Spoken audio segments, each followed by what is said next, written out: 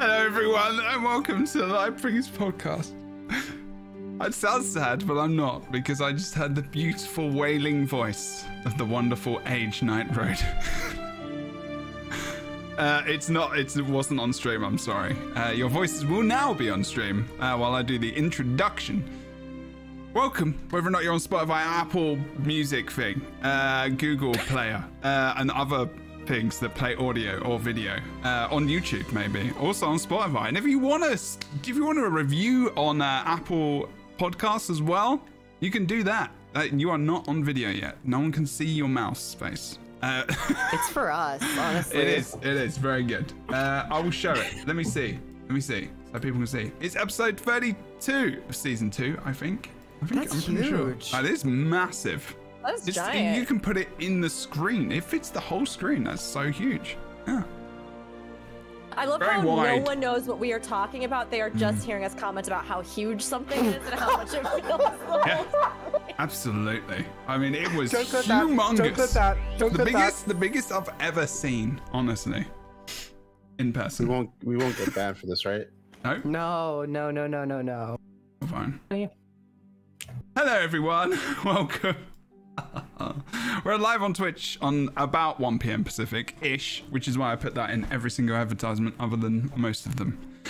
We have amazing guests. We have Rookery, Kroof, Age, and we have One Big Pair as well, who has not been on the podcast before. So they are in for a treat. I also put spaces in between One Big Pair. I don't know if you like to have One Big Pair all together, or if I'm you now like outraged spaces. and have to leave. Okay. No, It will take me a long time. Wow, Jebro, the record. It will It take doesn't me. matter. Okay. It's fine if there's spaces. Spaces won't. It's a made-up name, Jebro. It's totally fine. Still, it's okay. It's about respect. Wait, your legal name is not One Big Pair? Wow, Shocking to everyone. First one, middle, big, last name pair. It's 22. You're It's allowed 22. to. You can change your name to that if you want to. I don't think I do, but yes. Oh, okay. Why did you choose it then? Not legally. Oh my god.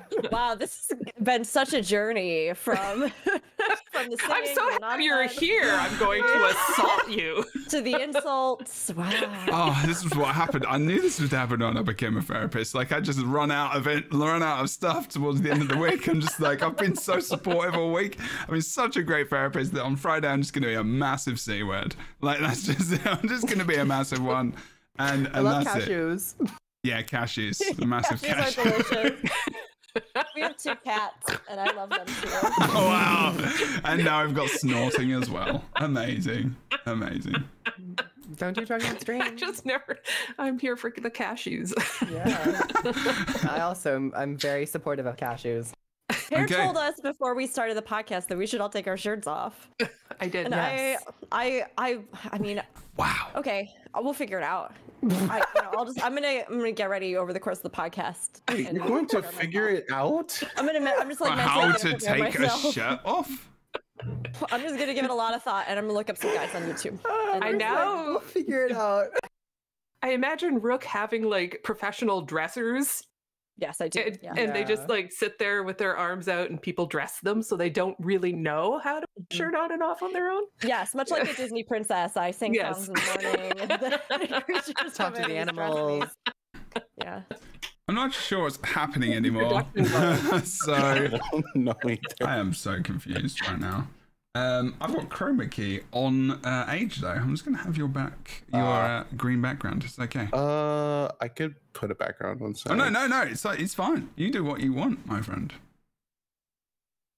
You were like, well, I'm gonna find a great background. Yeah, So well, I'm gonna put on a great background.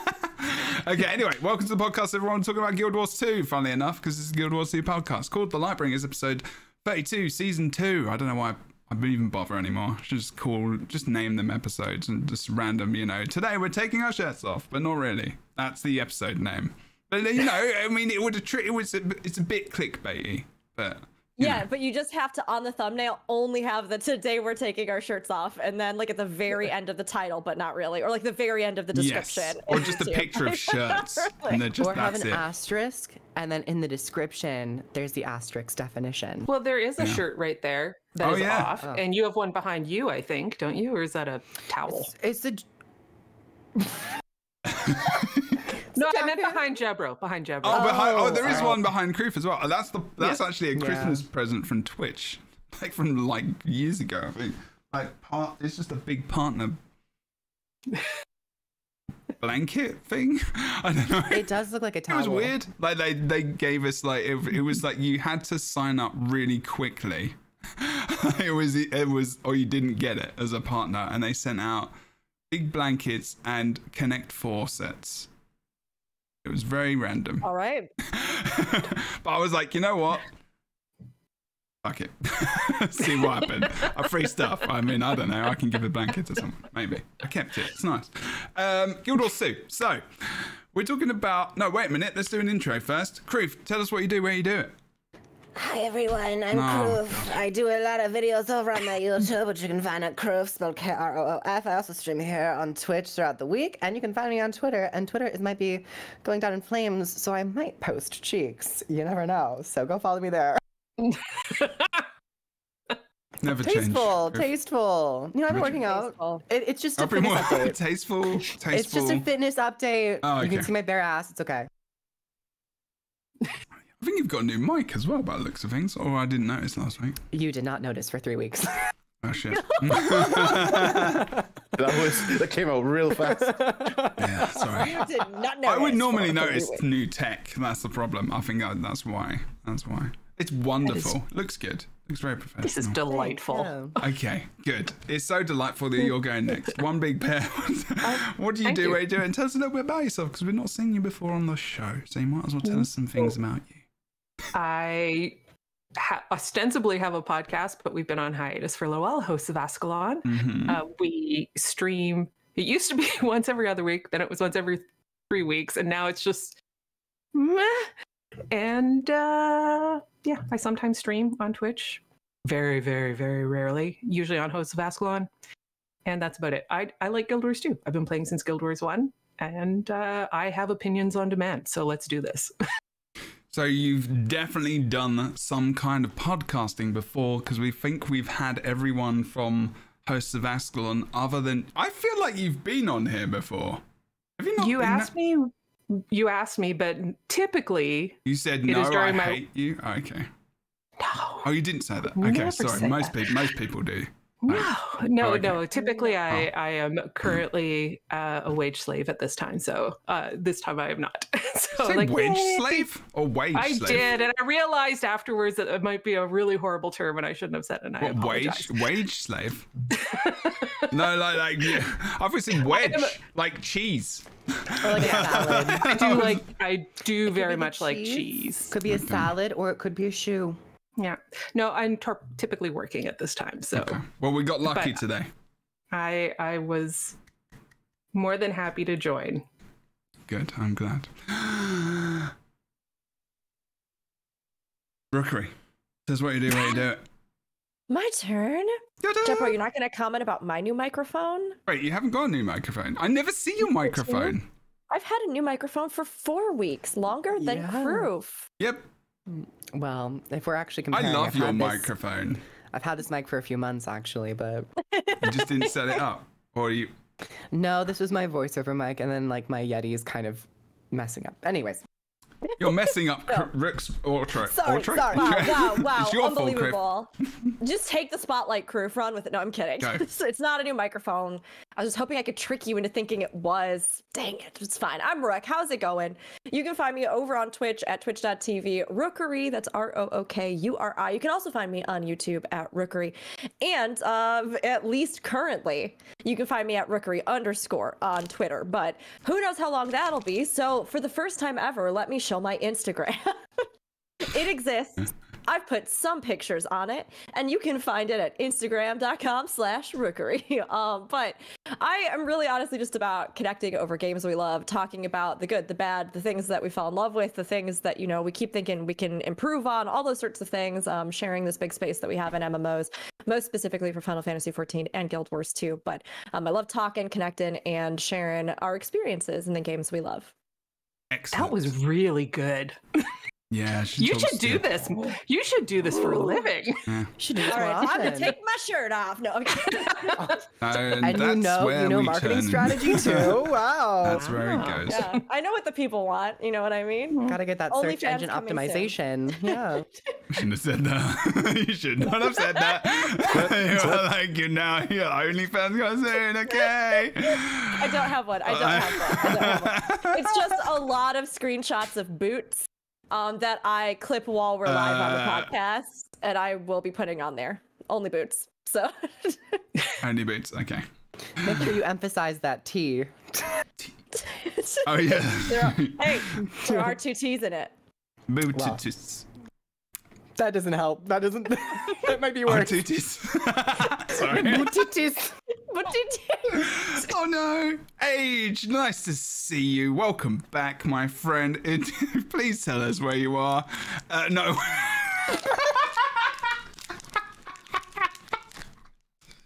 There's some are. issues with Please that. tell us. Please tell us. Eat a bucket of popcorn. Where you come from? Where are you doing? Please talk to yourself right now live. Yeah, give it for a second. Age, tell us what you do and where you do it. Thank you, Chris. Hi, I'm Age. I'm a part-time content creator. Oh man, a part-time content creator, long-time Guild Wars 2 player, and Guild Wars player actually. And I am obviously going to be drinking this juice for the rest of the show. I'm also not getting paid enough for this, but Obviously. I have Guinness in the fridge. I'm thinking about it. Oh dear me. Oh my god, it's a Guild Wars 2 mug. Where? I love it. I love that mug. It's so good. it's very good actually. It's solid.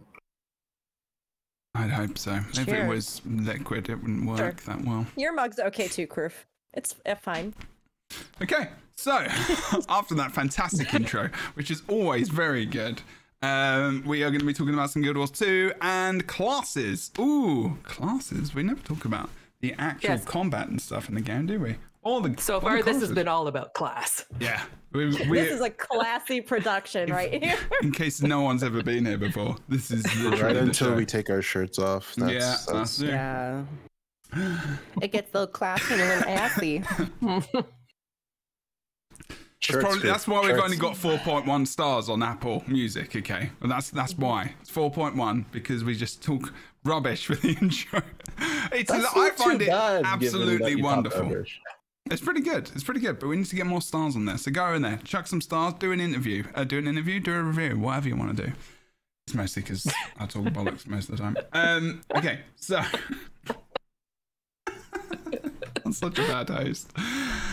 What class elite spec do you most enjoy playing for pure damage in Guild Wars 2 is what we're going to start with. I know that we don't all play damage all the time, but if you're going to do damage in Guild Wars 2 in the content that you enjoy, what do you kind of enjoy playing mostly? And you might have a main class and it might just be, just tip me. Just tip me. You already know.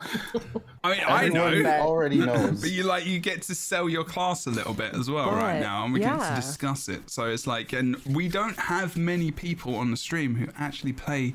I believe you play Thief Age. I'm not sure. But like, just well, tell us why do you like playing Thief? Like, why do you like playing Thief at all?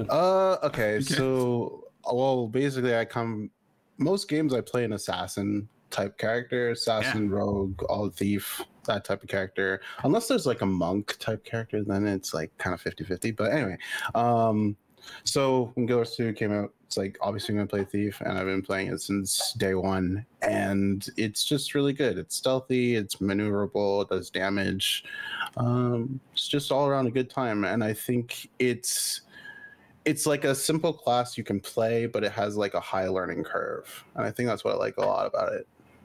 The learning curve being like, so what content do you play? I know we all know probably, but like, what do you focus your content around when you're playing Thief mostly? So what do you enjoy?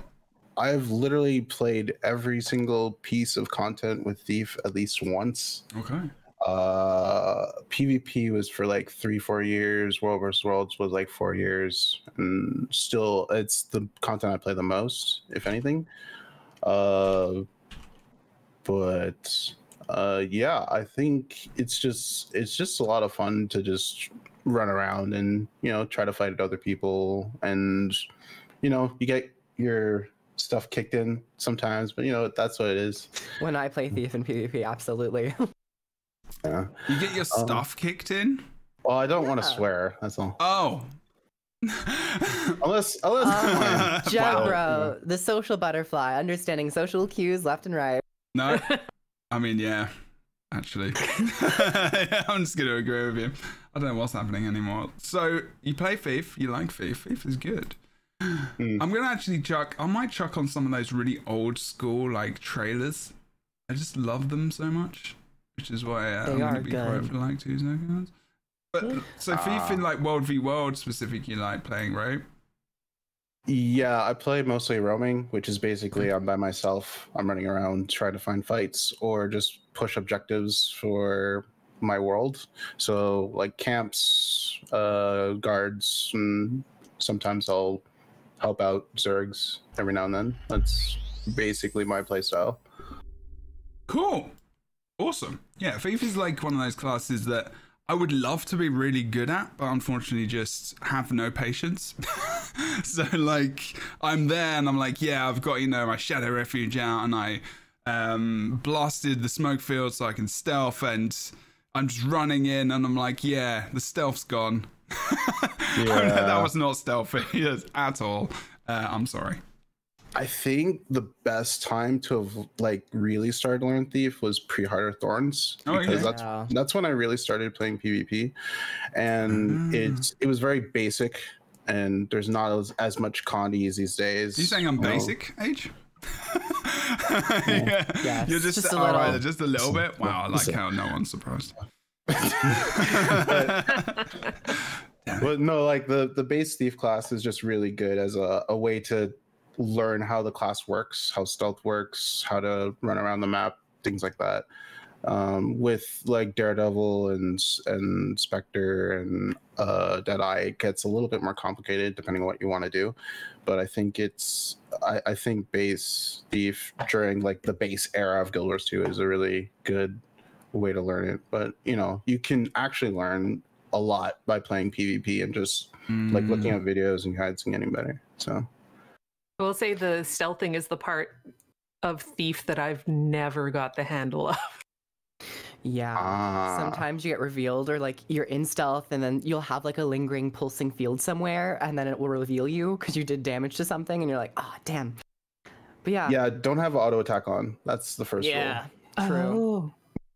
But I think you bring up a good point about the amount of complexity that you can like kind of start bare bones with the core profession, and then through the elite specializations, particularly with Thief, it gets rather complex, which is why I tend to gravitate towards Deadeye a little bit, because it still is complex, but in PvE, you're able to kind of just sit there, and it's not so much about the mobility aspect as it is just building up your charges to get like a really big hit off. So when I do play Thief, I tend to go for Deadeye. Okay, yeah, that's true. I think Deadeye is really good. If you see a Deadeye in World vs. World, you just get terrified because their stealth chaining has to be on point. It has to be. I think their lead is busted. I'm gonna lie. I'm not gonna lie. Removing reveal and guaranteeing stealth. It's either they need to either take off a stack or just remove the reveal part. But I think it's when I first saw that, I was like, that's really strong. I think that's going to be abused a lot. But anyway. But to combat Basilisk Venom and Thieves Guild, I guess. Like, it's a stealth thing, but it's really scary. You're like, where'd you go? It was pretty awful in World v World. I remember just getting wrecked by them when I'm running around. Just be like out of nowhere, like, yeah, I'm dead. Cool. Yeah. I hadn't actually really experienced the like stealth element in World vs. World until recently, because I had not spent much time in World vs. World, and I got my War Claw, and I was like, see you, bye-bye. And then I never went back in until I realized that there was absolutely no way to get a legendary crafting material except for World vs. World, and I started my legendary journey. So I went back in and had a couple wonderful people who did their best to try and babysit me through the game mode. And it was actually pretty cool starting to see how that stealth could really play a role, particularly, I mean, like Thief does seem so iconic, but like having those be things where you can, you know, drop it unexpectedly on somebody, or you need to keep an eye out for it, or even when you're like positioning around contesting a point, and how you can like surprise people as they try to like flee or come in or out. I was actually really impressed, because I think that stealth is one of those things where if you're not just using it to cheese to get past, you know, enemies that you don't want to deal with or whatever it is, it doesn't always have as strong of a role, it feels like to me, in like PvE combat, because you're not tricking. I mean, like, yes, you can like get aggro off or stuff like that, but you're not like tricking the raid fight, right? If you have a scripted fight and it has mechanics. But in PvP, it really does shine. And I think I ended up with a whole nother level of respect for thieves and that kind of play style because of seeing what they were able to do in World vs. World. Okay. I would say stealth in PvE is mostly used for the backstabs, or like, so you get a special action. It's basically an improved auto attack when you're in stealth. So when you hit with that, you do more damage, or you do an extra stat thing. So And it's getting buffed. Oh, I didn't read those yet. So You didn't? I need to. I heard Thief was getting buffs, and I was like, no. Yeah, I think people mentioned theoretically, numbers-wise, they could be reaching like 45k damage with the buffs to backstab and stealth and stuff. Oh, I heard that in the wins. It could be wrong, but they are getting some buffs. Oh, I know. Is it the Reddit wins, or is it? Boots is gonna make a one-shot build. I know it. I feel it. Definitely. That will then get nerfed in the next balance entirely. Maybe. It might be PvE only, but you can still do some fun stuff with They that. are doing a lot of like PvE, PvP, and World v World only changes recently, so it possibly could be. Thief I know is I said... Sorry, go on. Oh, sorry. I was going to say, are we still talking about Thief? I don't want to like jump in if we're still talking about Thief. Whatever you just talk about want. whatever you want, you know? We're going ham. Sandwich. I know I said at the beginning of this that I don't really do damage builds, DPS builds. But then as people were talking, I realized, oh yes, I do. I'm a moron. Of course I do. So, and it depends on game mode, of course. I cannot remember what I've done for PvP because it's been so long since I've played it. Yeah. But for World vs. World, I would say Necro Scourge, like in a group, in the horde. Safety numbers. Never on my own. PvE. Oh, I had it for PvE and it went away. Oh, Virtuoso. Virtuoso is a good one. Yeah. And then for raids, Daredevil. So. Interesting. Very interesting squishy. Now, this might be an old raids build that is no longer viable, to be fair. But it was very meltily. Like, I would also melt if I got hit. Mm-hmm. The key is to not get hit. Yeah. I know in the discussion and balance right now with DPS builds, there's that conversation of if a spec is not providing any of those key aggressive boons like quickness, might, fury sharing, it should bring that really strong damage. And I think Daredevil is one of those where they're not providing that quickness, that key boon, or might, or alacrity, or any of that. So I think people are kind of keying into it and being like, oh, maybe we should buff it more. I think their elite has been buffed. It's going to be buffed in this one, but I'm not sure about like their other abilities.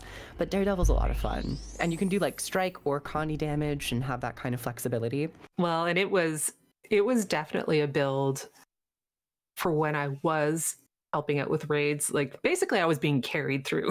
Like, I was being kept alive, but it was a lot of fun and it hit hard. So that auto attack chain, their staff, also really good animations on their Daredevil. Mm-hmm. I really like the Daredevil staff. Oh, love it. The dodging I stuff. love that you mention Virtuoso too, because I think that has been, it's so hot right now. It's been such a big pick. Yeah. I mean, I had no idea. in the circles I run in, Virtuoso has been really popular. And I myself, like, I dabbled with it early on, but I haven't really like gotten one of my Mesmer characters up to snuff. But I do remember thinking as I was playing through it, that one, and funnily enough, Bladesworn, because I liked both of their play styles. And I was like, if I were to really be focusing in on honing in on like a DPS class, I really like just the flow and the feel and the animations of both of those. And I don't think that Bladesworn has had, correct me if I'm wrong, with some of the nerfs and changes and stuff like that, I don't think it's had as like strong, overwhelming of a performance as like certain other builds have kind of panned out for other elite specs. But I just think it's a fun concept, and that like really big hit, kind of similar to Daredevil when you get that like really powerful shot. I love that kind of feel when you're doing DPS. Bladesworn's burst is a lot of fun. I think it's doing perfectly fine right now, especially with quickness access. But yeah, Bladesworn, the End of Dragons, the two that stick out to me is Virtuoso and Bladesworn, because they're just, Virtuoso is very simple in its approach, but with core Mesmer, you have so much utility, which is why it's oftentimes brought in these higher like strike mission challenge modes. But also the damage is really good. And it's also, I think Virtuoso is a good showcase of a spec that isn't providing those boons to the group, but they have really good damage numbers on strike and condition damage variants. So in terms of the philosophy that they've talked about, it's like, it's that true DPS spec. So hopefully more of the other pure DPS specs kind of are able to meet that as well. I've never really played Virtuoso in any, like, other than just like roaming PvE on my own doing story. But as someone who mains Mesmer and has done since day one, that I'm not used to doing damage on a Mesmer. Like, I'm used to being pathetic sad when it comes to damage. That is a word. Pathetic sad. Pathetic sad. It's a word. We'll do it. Yeah, so it feels fun but weird to be on a Mesmer and doing damage. It's strange. Virtuoso during one of the beta tests for like where they had 3 at a time. I actually really liked it. I couldn't like put my finger on it. It was just like I felt like I was, maybe it's just because like I am a DPS player, centric player, but it felt like really cool to just like put out the utility for damage and then just like use the blades to actually do extra damage on top of that. Yeah. In addition to like, I think I was using a greatsword at the time. So it felt really fun. It wasn't, and this is coming off like playing Chronomancer tank for a while, so it was like, I guess that's maybe why. Oh, good lord. That's back. That's in PvP right now. Condition Chronomancer, and I'm just like, oh god. Don't they remember Pro League? Chronomancer is like one of the Chronomancer I have really bad memories of, because Chronomancer destroyed Pro League like season 2. Like it just wrecked it. It was like everyone just like the viewership, everyone went down because it was just like it was literally the most boring thing to watch. I remember shoutcasting it in front of like 4,000 or 5,000 people and just being like trying hard, like reaching down from the depths of my hype levels. No one has died. I was like, oh yeah, they're mid. Literally hitting each other with a sword, they're and that's still it. mid 5 minutes later. And everything is like going on elsewhere because there's just 2 tanks just hitting each other, and you're like, and then they end up sitting down, and you're like, oh, this is not showcasing the game very well. And like, it was the bad times. The bad times are still existing, but like it was pretty bad there. And yet I've never really played Chronomancer. Like, again, I've gone through all the iterations of Mesmer, but Chronomancer. Chrono's cool. It's still cool. I like it. I just never did it. I think its identity needs to be a bit more realized, though. I think through so many of their patches and iterations, Chronomancer's kind of in this like weird middle where like they tried to change it with the boons to the where you have to choose your grandmaster trait, but then it's like, is it damage or is it a healer? Because some of your traits will provide extra healing, and I think you could probably solidify that a little bit more, but they should have gone with the moving whole it to a healer would be cool. I also would be really I would like a time healer, a time mage healer. I think the time like the time travel part of it is the part where I'm like, yeah, that's cool. Like, because you have to have like remembering the skills you used within that time period, so to get those back. Like double mowers in PvP when people were running as damage was really, really fun to watch, because it was just loads of explosive damage all the time and people just dying. I think you explained exactly why I never got into it, because you have to be good at playing and remember what you do. Well, I tried. I wasn't like, it's difficult. I mean, it's not like, you know, people watching this and probably like, oh well, you know, it's not that bad. It's like, well, if you don't play Mesmer, like, you know, in it's different. Like, the reason I actually started playing Guild Wars 2 because of this trailer, like because of the Guild Wars 2 trailer for Mesmer. It was just like, there is no class in any MMORPG that has like these kinds of effects, like this look, these mechanics. And I was like, I want to play something brand new out of the box, like, and completely different when I play this new game. So I was like, that was the first thing I played for that reason. And I think like Virtuoso is really, really fun. It's just, I think Krufi said it really well. It's just like pure spec, like it knows what it is. Like daggers is a big theme of it, and it does damage. That's what daggers do. They stabby stab. Like, you know, that's it. It's just really good, simple design. And they changed the look of the clones as well. So when you got those clones, you can do a lot of different stuff with them, and changing them into different weapon types and stuff. You could in future turn them into shields or something and have a tanky kind of support class that's not Chronomancer. That would not be a good idea. Don't do that.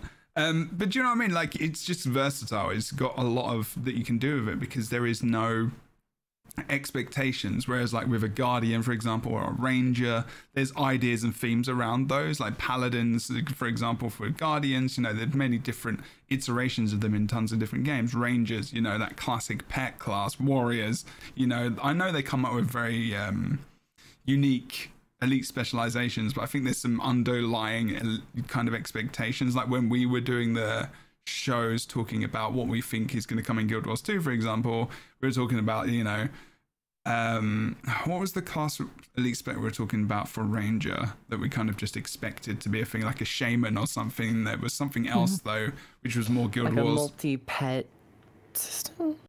There was like a Guild Wars specific thing where we were like, yeah, we should bring, they're in the game, but they didn't make it. It was in Echovald. That faction in Echovald. Oh, the Wardens? Warden, like the Warden adjacent. That's right. Warden adjacent kind of thing. So there's these kind of Untamed is like kind of pulling from that, but not really. Yeah. That would be cool if they had them. But like we get to that with Guild Wars and with their next expansion. I'm really looking forward to that one. Like all of the different those elite spec kind of drafting streams we did for each class. Like we just did one class, I think, for the whole show, and it's just like, this is gold. Or maybe how many more elites do you think the game can actually handle before it just starts like collapsing under the weight of itself? 7 more. I think because they're quite isolated extensions of a class. I feel like you could actually continue on for quite a bit, but then it just becomes about the balanced team's bandwidth in terms of what do they want to focus on in terms of balancing. And because like, it's like, do we want to talk about the 4th elite spec for Mesmer, or should we address something that came up with Chronomancer and is now a problem? And it just becomes about like, I think with what they are, you can continue, but just in terms of a bandwidth issue, maybe like 1 or 2 more. I mean, those balanced shows are already pretty long, and they've shortened them down. Like, can you imagine having like 2 more elite spec like kind of runs? Sorry. Yeah, it's a tough position to be in with Guild Wars 2, because I think, just like you said, Kroof, there's almost more room in this game to more flexibly put things in, right? You can say, well, hey, we're about build crafting, theory crafting, so like, sure, we can keep kind of expanding these things, but as we ourselves have seen, especially when you have such diverse game modes and you have custom builds, balance becomes a huge sticking point of this. It really becomes something where, well, do we just stick with what we have and like really try to figure out how even with just the iterations that we have right now it works, or do we keep adding? And part of the trade-off of that is that balance is probably going to fall more and more through the cracks unless we're just making kind of different aesthetic copy pastas of stuff that already exists in the game, you know? Well, like, yeah, I'm even thinking with like Guild Wars 1, there were so many skills. Yeah. And so many skills. The cross-profession system as well. And yeah, so like I'm kind of like, if as you add more elite specs, do you start falling into that like quagmire? Yeah, it's tough. I mean, yeah, I think it's a dilemma, and it's something that I'm sure probably even here towards, you know, our summary of class discussion we'll probably touch on more, because it is really difficult, and there's only so many types of things you can put in the game before you either need to start adding, like, do we just start adding new types of damage? Or are we going to start doing magic specific or this thing or this type or that, and like try to subdivide them more, particularly as we talk about DPS, because that was sort of our first category. You know, we've got right now power Condi, but is there a way to even go further than that? Do we start really expanding what support roles do? Do we start, I mean, it gets much more complex. So it feels like lately they've been trying to streamline, hone in, and give everybody a bit more of direction, which I think was needed, right? Because we had a lot of classes that maybe were just like vastly overpowering things, or just really were struggling and needed some help. So I think they have to deal with this first, but I am curious to see what direction this takes us and how many more elite specs we'll get. They needed to really should have brought the commando class in, you know. The commando class was engineer. Was legendary. That I mean, ain't right. It's kind of. But do you, like, I put that trailer on in the background because it just reminded me of like it different regularly. things. Yeah, it's so good. And like, it's just I like. actually went back and watched it like a week ago. Oh, yeah. I don't know why. I don't usually like it. It's on right now. What? You've never seen it? I have never seen this. What? No. Really? Oh my What god. is happening? It is. So what it was it was the first April Fool's thing ever, okay. and they were like a new class, the Commando, and they're just walking around. I've got it on stream at the moment, but they're just walking around like doing all the. So they made new animations and everything for this, and there were a couple from like Rifle and stuff, but. And there was even the April Fool's event in Guild Wars 1 that had commandos in it, where they had it was like a Terminator style storyline that was available. But yeah, the commandos, they popped up in season 4 through the portals. Sometimes they'll pop up in I forgot about that. Domain. It's one of the southern areas. Yeah. One of the Calcator portals. I missed that as well. Yeah. They'll run around and they like play dialogue, and then they just like run through another portal. How amazing it's would not it be? Mist thing? Yeah, season 4. What map was it? It was oh my god. That's so cool. Don't think I ever I know what saw you're it, but I talking about. saw. I think it's Jahai Bluffs. It's in Jahai. Yeah. Is it where they have all the weird Really? pockets where the like time and space is distorting? They Yeah, could and, like, do the some purple- wicked like other movie and like game like collaborations with that, couldn't they? If they? With the Mist, they can do anything. They could just be like, you know, imagine like flipping Wolverine just like randomly coming through a portal and just be like, "Hey, Bob, I'm in the wrong place," and then just gets out again. The surprise is that our next expansion is actually going to be an Into the Multiverse kind of situation, Yeah. where we go to the darkest timeline, Asura thing. We go to And the that's where dwarves the are original alive. world of the steampunk, or where the You steam got it. creatures come from, right? Yep. And then we go to the Commando reality. I'm in. You sold me. I'm buying that. I will pay for the Ultimate Edition where that actually happens. But The voice like, acting in the Commando trailer is great Yeah, as well. Watch the amazing. things. But I guess to steer us back to DPS, long way around. Yeah. I'm kind of like you, Pear. I pretty rarely build specifically for DPS builds. Like, I'll do it if I have to, but I've talked about it before on the podcast.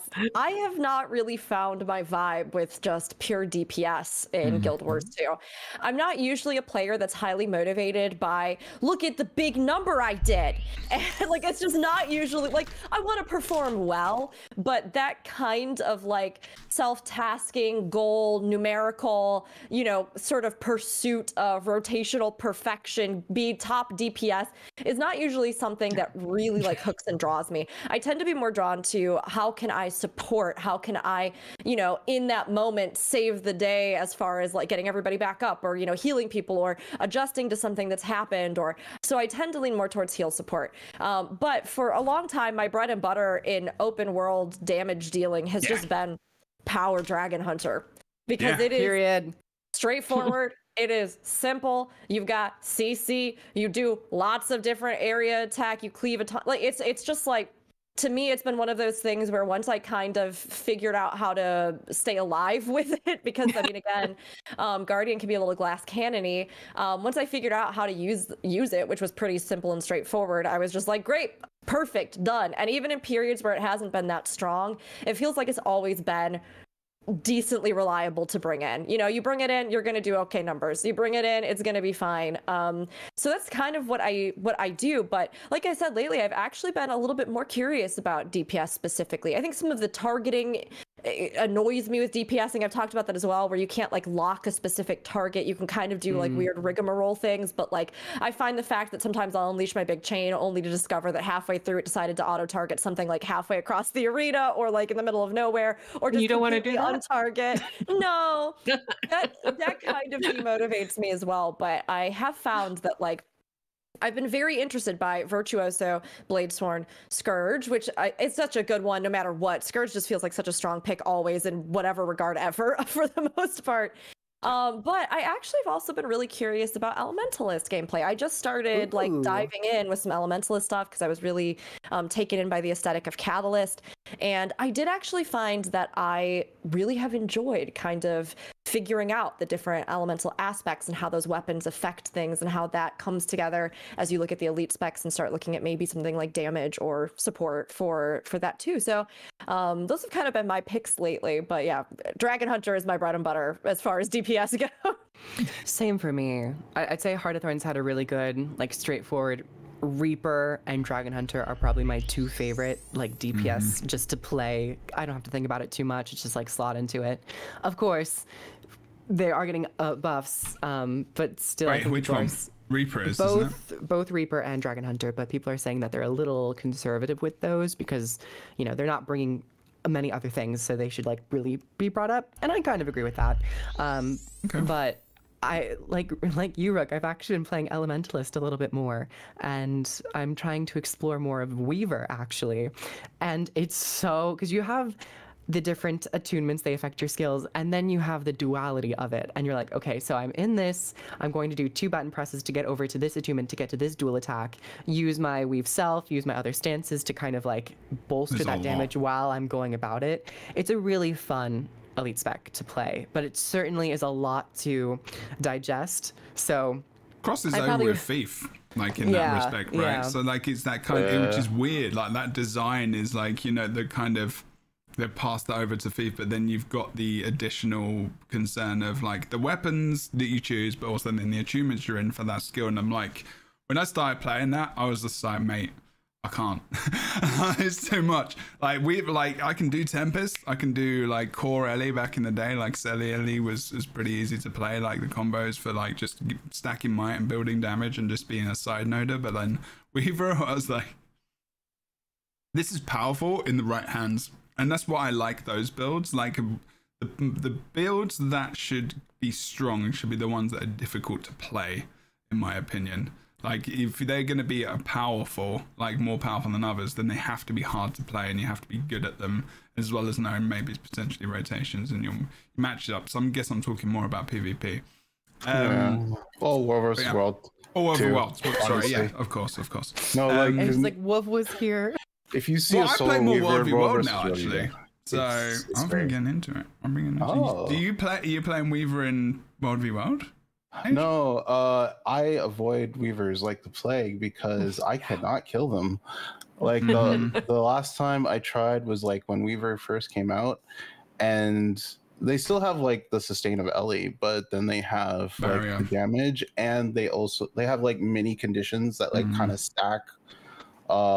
Especially with burn, it's a bit of a problem. But and then they have evades too, like built into their kit too. So it's actually 3 if they're using sword. Yeah, so if you fight if you see a solo weaver and they're actually good, it's a very challenging fight. They've got some good animations as well. That one when they go into the ground and then come back up, I think it's Earth. I can't remember. Earth 2. Is it Earth? Okay. I clearly have never played Weaver. It looks very cool. Like there are a lot of classes where I'm like, this looks really good, but I suck so much at this. You know, I would say that if you're trying to go for that pure DPS, it will be a lot. But if you're just wanting to play Weaver, you actually can take it a little bit more straightforward because you can go like the bottom row where it's a lot of defensive options, so you can have that sustain while you get used to the mechanics. And there's even a utility skill that will remove the ability to kind of mesh into 2. So if you want to have that extra layer of easing into the mechanics, you can, which is actually really good foresight to actually like implement that into the structure of Weaver. So it's a bit scary, but it's also not super scary if you take some like a different approach. Yeah. I do love what Jebro said, because this has been such a point of contention when it comes to discussions about DPS in a lot of MMOs that I've been playing recently, where there's this question of, should the highest DPS in the game be only obtainable by classes that have the highest skill ceiling? And is high DPS a direct reward of high skill ceiling, or should it be a threshold, a baseline for everyone performance-wise, regardless of complexity of class? And this is something that I'm so torn on personally, because Jeb, I do agree with you in that, to me, I think that if you are going to have a class that is harder, again, this being a term that may not apply to everybody, or that, you know, it's a little bit of a, you know, what you consider to be difficult will depend on a lot of different factors. Absolutely, but if it's more complex and there's a lot of rotational stuff or a lot of like class logic you have to learn and figure out, I do personally think that you should get a reward for putting in that effort and to see that damage go above and beyond what might even be considered to be the baseline. But then, of course, there are always discussions in games like this about meta, and the fact that if a class can potentially do a noticeable amount more than other classes, then the community will always say that is the meta pick, regardless of whether or not 90% of players will never achieve those numbers while playing them. So in a lot of games, there has been this shift where they are looking more at class design, particularly in 14, but in other games I've seen as well, class design being more of a choose your flair and choose what works for you for accessibility, personality, whatever it is. But everybody does about the same amount of numbers. However, I can say it doesn't feel good, because then you're having to try and like simplify other classes that are more complex, that have to put in 3 times the amount of effort just to get the exact same numbers as everybody else. And it's like, that's personally, I do like classes like Weaver. I like classes where you have to really learn. You have to figure things out. For my own personal play, those are the things that I really love, even if I default to maybe more straightforward things when I'm streaming so I can multitask. But personally, I like complexities, and I like classes that have mini games and little logic things and stuff you have to figure out and master. But I don't know what all of you think about this, but it is hot right now in the community as far as the topic goes. It's the accessibility piece that you're talking about, which is the big problem I have, like when I said what I said before, because I'm the same, you know, because I really do want to make sure, like, if there is a class that's going to be able to do like this really large amount of damage, everything else has to be able to do good damage and just not be awful, like, so that, you know, you can play those easier classes that do DPS and raids. Like there's things like, you know, Reaper or Dragon Hunter, or like, you know, real core base whatever damage, like, you know, it's just Cruise videos always pop up after everything else. Like Cruise videos, just like Cruise advertise. Go and follow Cruise YouTube videos.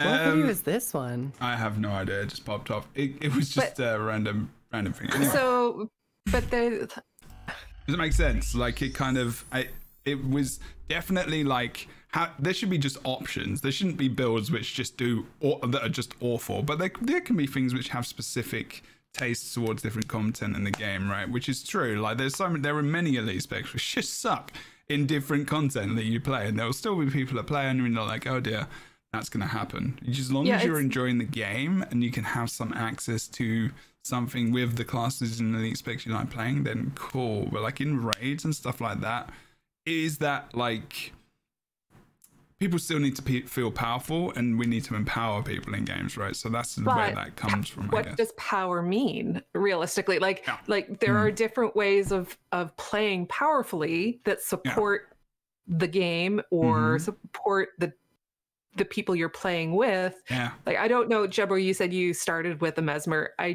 Was that at launch?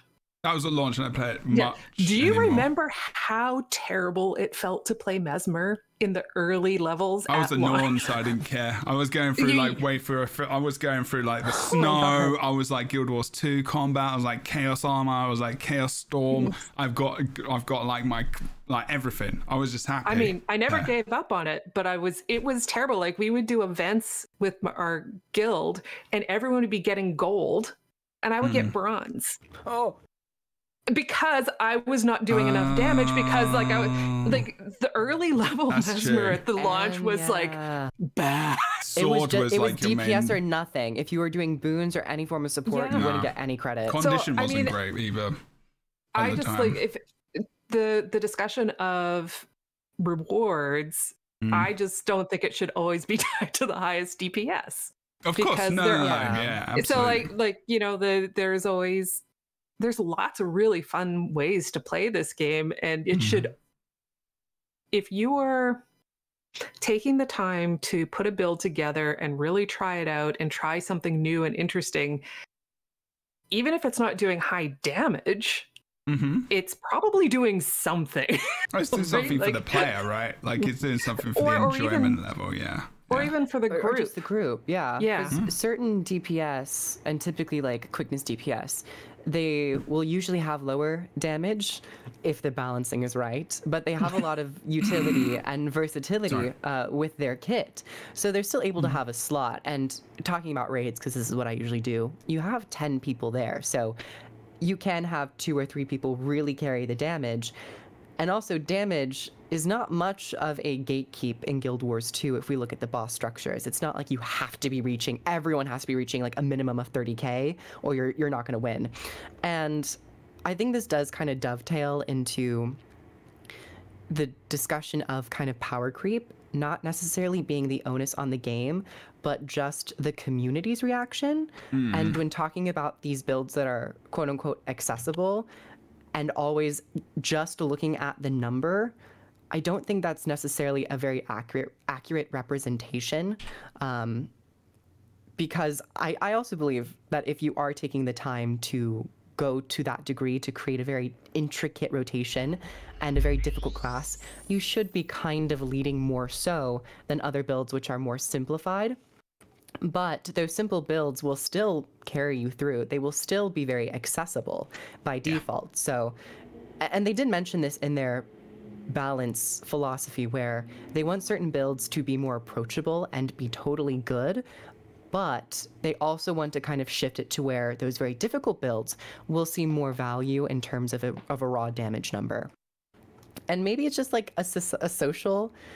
Like, Guild Wars doesn't have a lot of power creep in its gear, but I feel like over the years, we've been so normalized to seeing buffs in numbers, buffs and buffs and buffs, to the point where, like, we are innately creating a power creep within the game when it doesn't really need to be, like, at such a high level of damage.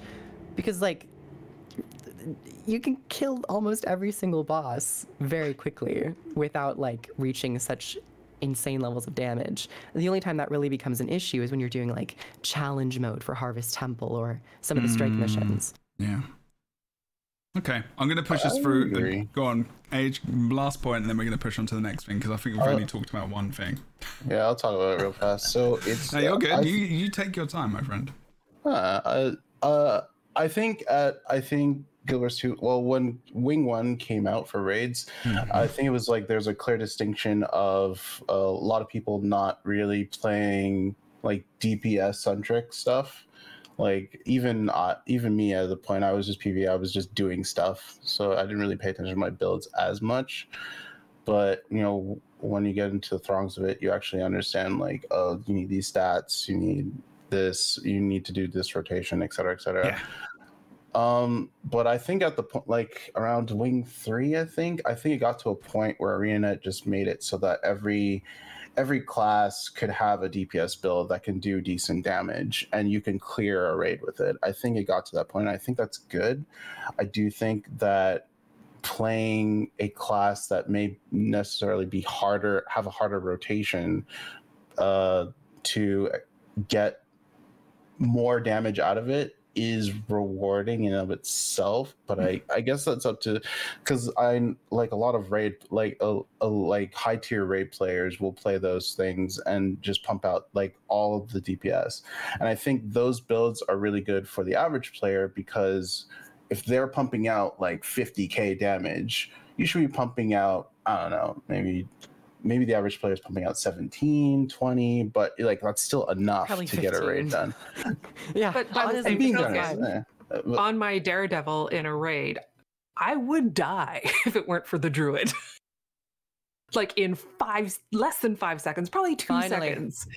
Like, you know, I'm showing my age, how long it's been since I've done a raid, probably. But like, so was it fun to see like the huge numbers? Sure. Was it fun to like kit out specifically for it, do that rotation, you know, figure things out to be to fit the role I was asked to fit? Mm-hmm. That was fun, but I would totes die if it weren't for someone keeping me alive. Yeah, I think it got to a point where you just gets to a point where you focus more on the mechanics rather than your DPS, and then it just like naturally gets to that point. That's true. That's good. Okay. I segued into support for you. Yeah, actually, a really good segue into healing and support. I was just going to mention what I play very quickly, because I don't think I mentioned. No, we don't need to hear that. What I'm playing. No, we don't. It's true. Fine. Screw you. No, we're good. It was a great segue to We know you'll say Mechanist. We'll know engineer. What could Jebro possibly say? Mechanist. Does Jebro play what? I actually play Scrapper. I like all of the engineer elite specs other than Holosmith. Holosmith is okay. Holosmith is getting buffed. Holosmith is easy to play. Like Holosmith is like, you know. That's why I love Holosmith. I know, it's so good. Like, it's like the theme is good. I love the theme, but it's not my favorite. But other than that, I guess in PvP I often play. There's 3 classes. I play Scrapper, but I like I love Reaper, and I like Jebro, we can hear every loud hit of your pen. Sorry. I was thinking. Sorry. It was like, guys, that's awful. That's really bad. Audio. No. Sorry, I couldn't hear it. I don't have myself normally as loud as I do. Apologies. But like, oh my god, the Necro Elite spec, the latest one. Harbinger. Yes. So I love the theme of that. It's very close to Engineer. It's got elixirs as well, so that's cool. Reaper, I love playing support in PvP as long as people respond to my support in PvP and don't just leave me on a point of my own, and I'm like, oh, well, I can't rotate now. Cool, I'm just gonna stay here. Support Reaper? I was gonna say support with what class? A Guardian. Sorry, I was saying Guardian. I thought I said Guardian. Wow. I missed out a word. Pretty important word Reaper there. meta. Yeah, well, I mean, there was some random like Reaper support build, but it was just Reaper with the pull in Bloodline. Okay, so that's a bad choice. No, it was a good choice because it was meta for a while. Bad choice. It was back in the day. Like they nerfed the hell out of it, but like it was almost fairly supportive just because of that that one utility it had.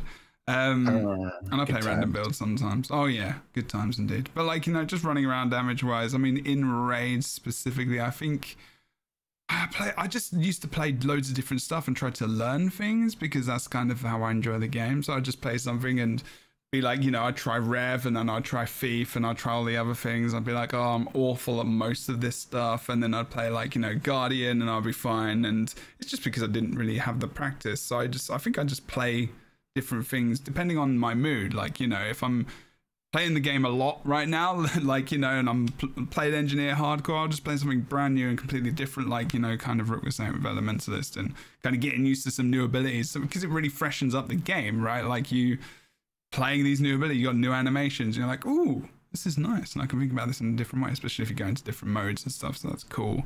And especially if you go into World v World, because I'll kind of be going into that and start commanding, because Pear, like what you said, is interesting, because Mesmer was awful for damage, but in the beginning of World v World in Guild Wars 2, Mesmer was king. Mesmer was because of PU king. Mesmer. Well, because portals were just the best. Portals were the way that you basically just owned everything. Yeah, because there was no limit. There was no limit to portals, and when you were in Mesmer in a keep and it'd be retaken, you would hide, and then you would put a portal down, and then you would let everyone on the server come through your portal, and you would just portal into the boss and get the keep back. Like, it was keep plays all day. It was amazing fun. And then they nerfed it because you could only get like 5 or so people for a portal. 10. And then they changed it. I think it was 10, yeah, something like that. And then they changed it again. And it was there's like a timer on the bosses, so there's a cooldown before you can actually yeah. They added that. No, I thought there was always a limit to the people who could go through a portal, but it was something like obnoxious, like 50. Yeah, at the beginning, I can't remember. I don't know if there was. Honestly, I can't remember. But it was like, you know, more people. I say like I know, I don't. At the time, I don't think there was. But like, yeah, they did change it to like 5 or 10 or something in the end. But yeah, okay, we'll move on now because I did say we would. I promised. So we're doing that. Let me just go over to here. What support rod do you enjoy the most? If you don't play support, that's okay, because you don't necessarily have to be healing to support. You can be doing support via boons, because Guild Wars 2 actually kind of didn't have that originally in the game. So if you're going to play support in core Guild Wars 2, I guess like it's worth thinking about that in comparison to maybe how it's changed over the time. I think like the only support was like Necro, right? In core. Guardian. Oh, yeah, that's true. That's true. Guardian as well. Guardian was big, shouty support here with PvP and World v World. Well, we didn't have much content where you didn't PvE. Could you not say NG was support E? Like if you did elixirs? No, or not elixirs. It was like a res, I guess. Turrets. With early Guild Wars 2, it's like there were support elements with each profession, but they were not balanced appropriately, nor in PvE, nor were they ever incentivized in dungeons or they were decentivized.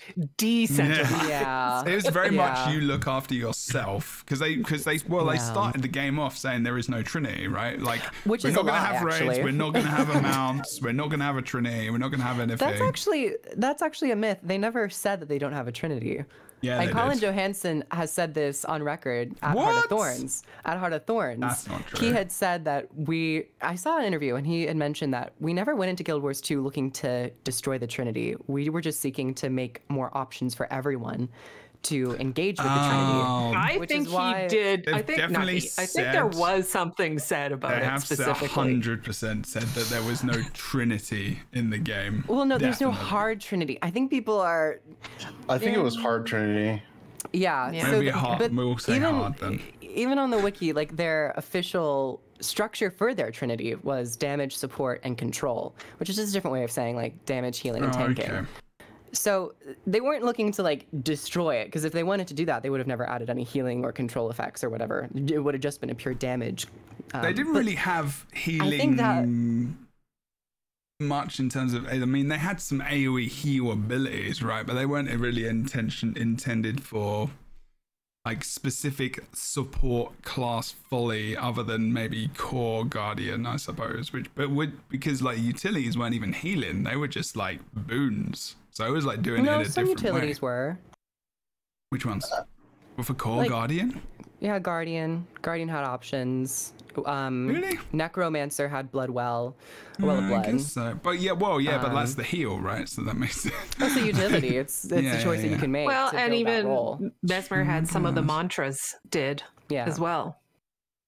Water elementalists. Yeah, it's a I'm stretch. not saying they were good. No, they weren't good. They real were stretch. not at the level that we have since Heart of Thorns.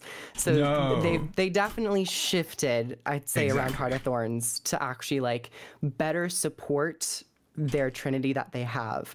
So each profession ideally would have access to all 3 roles of damage, Why is healing, that, Chris? control. Why did they bring that in though? Because in Heart of Thorns they also brought Raids. Ta-da! They brought the content in PvE at least that would require healers and tanks and all that stuff. Actually, Brooke, when did you start playing? Actually, Then I have the soft wail of a siren in the background, so I think it just ended. But if it comes here. back, it's okay. you know, don't mind it. But I started playing Path of Fire. So it was after Path of Fire had released.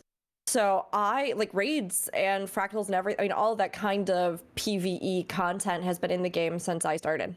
okay, so like, kind of like like soft trinity was established by then. So by the time you started playing, so I was wondering, like, did you start playing Guild Wars 2 because you liked the different healing or support options that were available, or like what exactly got you started playing actually? Yeah, it's a good question. I mean, I honestly came to it less because of anything I had heard about the gameplay, and more so because people kept telling me, I think you'd really like it. I think you'd like the story. I think you'd like the world. You know, the community is really supportive. And because I was coming from a background of other MMOs that had that trinity, I knew that Guild Wars 2 was different because people had told me that it was kind of different, but I don't even think I realized when I first started that I knew how different it was, you know? And I mean, honestly, yeah, I think they appreciate it as much when they play it. So, yeah. Yeah, honestly, at this point, it's not wildly an outlier. I mean, ESO kind of has a similar system, although they also had to move towards something like tailoring around a soft trinity over the course of their lifespan as a game, because I do think so many people expect it. And when you start creating content like these raids and, you know, this sorts of stuff, these sorts of things, you have to figure out, how do we give players something to do? You know, everybody can just DPS, but then you don't feel like you're really specializing. You know, what are the challenges that you face when you're trying to do something like an instance group content? So, I mean, honestly, I'm glad that they have content for pure healers and support, because long term, as far as my actual gameplay stuff goes, that is something that keeps me in a game. Like, I personally love playing those roles, and I want to be able to do that in stuff like endgame. So I found it really refreshing when I finally got to raids and I was like, I can make a pure healer build. And I just started putting together my healers, and I was so excited to actually use those healing skills beyond just, you know, quickly healing myself and an ally while we roamed around. You know, it was nice to actually have that challenge healing wise. I will say, like, as much as, you know, when Guild Wars 2 came out and they talked about how, and they still do, like, play the way you want to play. And I know my husband, he is very much like you, Rook, that he likes support healing builds. That's the role he likes to play in group content. And he could not play the way he wanted to. Like, he just wouldn't be very effective, because it just couldn't be. But yeah, it was tough back then. Yeah, but that's what he wanted to be able to play. There was in PvP, there was like the only mode that had a trinity way back was PvP, really. I know World v World did to a degree as well, but like it was just shout Guardian, and it wasn't like big pump heals. It was more like, it was kind of like Guardian and then individual tanky bruisery classes like Ellie, and Celestial Amulet was the big amulet because it had everything on it, which is why they removed it. And it was just like, you have a lot of healing, you have a lot of toughness, you have a lot of HP now, and also you have all of these abilities which can keep you alive. But shouts remove conditions, but also give you a little bit of healing, and I can breathe on you every so often. So it's like, you know, and bubbles, you know, Sanctuary and that kind of stuff. So Guardian was like, I remember being that person as well and being like, I really need to find my support class for dungeons and stuff like that. So I'd run Guardian. Because Mesmer just wasn't an option, really. I mean, you could heal a little bit with clones, something like breaking your clones and stuff, but it wasn't very good. And then the res was just like, a res for like 10 seconds. It didn't last long and just went back into downstate. It was just a reposition. So yeah, it was very complicated. And then when like Heart of Thorns came out, it was just like, ooh. And really like that probably changed the direction. I mean, Heart of Thorns was the biggest change in direction for the game they've ever had. I mean, obviously. Also marketing wise, the marketing for Heart of Thorns was still the best marketing they've ever done, 100%, like easily. It was so good. And then anyway, we'll talk about that another time because we always do. So now you've gone into this more Trinity area. You've got rays, fractals are becoming more prominent as well, so you need a little bit more there if you want it. And then they start bringing in boons like quickness and alacrity and all the things which offer the more supportive things that other games have, like Rift did back in the day, and you could have I think they had their own Chronomancer class. Was it Chronomancer? I think they had Chronomancer. I can't remember. It was Mage. I'm not sure since I played Rift. Yeah, I can't remember if it was Chrono. I played the assassin class. I have to try and find it. It was something, but they buffed damage. They and had then a Chloromancer. Chloromancer, that's what it was. Chloromancer. That was a Chrono. Yeah, no, it was close though. There's one or something. But like that helped buff damage for like everyone in the raid, and there was loads of other. There's loads of stuff now that does that. Final Fantasy, wow, everything. And then they started like it was already in traits, and that's changed over time to, generating boons which are more general rather than I will increase your condition damage with pinpoint distribution, etc. So like, a lot of changes happened like to have support builds. So what does everyone play now? Like what do they play? If they play a support build, is there like a top choice? I mean, surprising for some people, obviously we know maybe what they play, but like what do you mainly play, and also what do you maybe kind of delve into sometimes if you just want to kind of try something a little bit more different or challenging? I've kind of got Cruise support video going off in the background because it's just it's good to have like just support. Like there you go, that'll do. Are you looking up something? Well, okay? I haven't really figured out. We're going to answer the question. I know, sorry. Answer the question, you're like, I just need to look up on my computer what I was going to say. It's in my scripts on Google Docs. To answer the question, I think currently my favorite support that really flourishes the entire category of support would be Druid. It has consistent healing, it has burst healing, it has the alacrity boon. You can go spirits to get alacrity and also to get other boons. Still think it's a very boring gameplay structure for how they approached alacrity implementation, but hopefully we'll see some more changes next year with that. But I think right now Druid is probably like top. Yeah, Druid has been my go-to for ages. I think it was because for a long time, you just always needed Druids.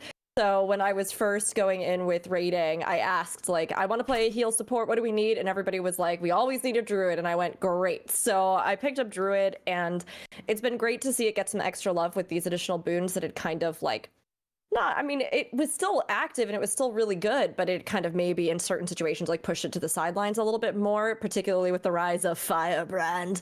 And I still found it fun to play though. I mean, it's interesting to me with Druid because gameplay-wise, like you said, Kroof, I don't think it's anything that is mind-blowingly revolutionary, but I do think it's a really good one even to just learn on when you're first sort of going through raids and you're trying to figure out healing and how you heal, because it has a pretty straightforward kit. And when I'm going to do my big burst heals, I'm going to use X, Y, or Z, or when I need to, I've got my Celestial Avatar that I can kind of structure my gameplay around. And then with the additional supportive things like the spirit, and yet I still found that even over time there was complexity to find. I realized after a while all of the things from being able to use your elite spirit to res people to detonating your spirits for various effects or additional CC in a pinch when you need it, or swapping out stuff like the good old entangle, or all these different things where I did find that I thought Druid's kit was pretty versatile and that I enjoyed the mobility that it had, as well as some of the situational power that you could bring to the table. I mean, there's even that like bear is it like a bear sigil? It's like the bear ability that busts out of crowd control and those sorts of things. So there are a lot of little things that you can take in your kit to suit different situations, which I liked. And eventually I did expand to Firebrand, and Firebrand is really fun. It's really fun. I really liked it. It was really powerful. I am not on the train of doomsayers about the nerfs. I think it needs them very badly. I think it does too much, and it is too strong in many regards. And that I even felt like when I was first learning it, when I was switching between my your books, you know, and I was going, wait, so like if I use the charges in this one, but I can still switch to the other book and just use all those, and then I can go to this and I can use that, or I can, it felt like even just in its design, trade-offs that I would have imagined would have been a part of like your resource meter or whatever, maybe weren't as punishing as it could have been. But all of that to say, I still found it really fun. I think it's still going to be fun, even with any nerfs on the horizon. And so I've really been going between those two. But recently I also, like I've been talking about, I've been working on Elementalist and I've been working on Spectre. So I'm actually really looking forward to getting a little more into that. I wanted to explore Spectre because of the more single target healing potential, and I just wanted to kind of see how you could set that up and work on that. And with Elementalist, I wanted to explore more of the healing specs and the like huge throughput healing that you can get with that. So I'll report back as I continue to experiment, but those two are kind of in my back pocket right now. Tara, I think you said you wanted to say something. Well, I don't have a current, because like I'm all Mesmer all the time. Like I do have other professions that I play, but so being Virtuoso currently, and my support build doesn't exist anymore. It's been nerfed into the ground and doesn't, so, but back in the day, and it wasn't a healing support, but it was more the crowd control. I liked distortion sharing a lot. Like I had a build specifically around interrupting causes stun, causes damage, which then gets their the bar down, you know, the bar. Defiant bar, thank you. And but then distortion sharing on top. Like I had this like min-max with all the blue numbers when you like moused over things, and you were like pure tank Mesmer, like negating damage and doing crowd control effects. But I didn't do squat for damage. Like I myself did very little, but I adored that playstyle. And it wasn't very rewarding in game. But I really enjoyed it, and I liked being able, you know, the distortion and the distortion sharing, and just like just you can't hit me, I'm hitting you.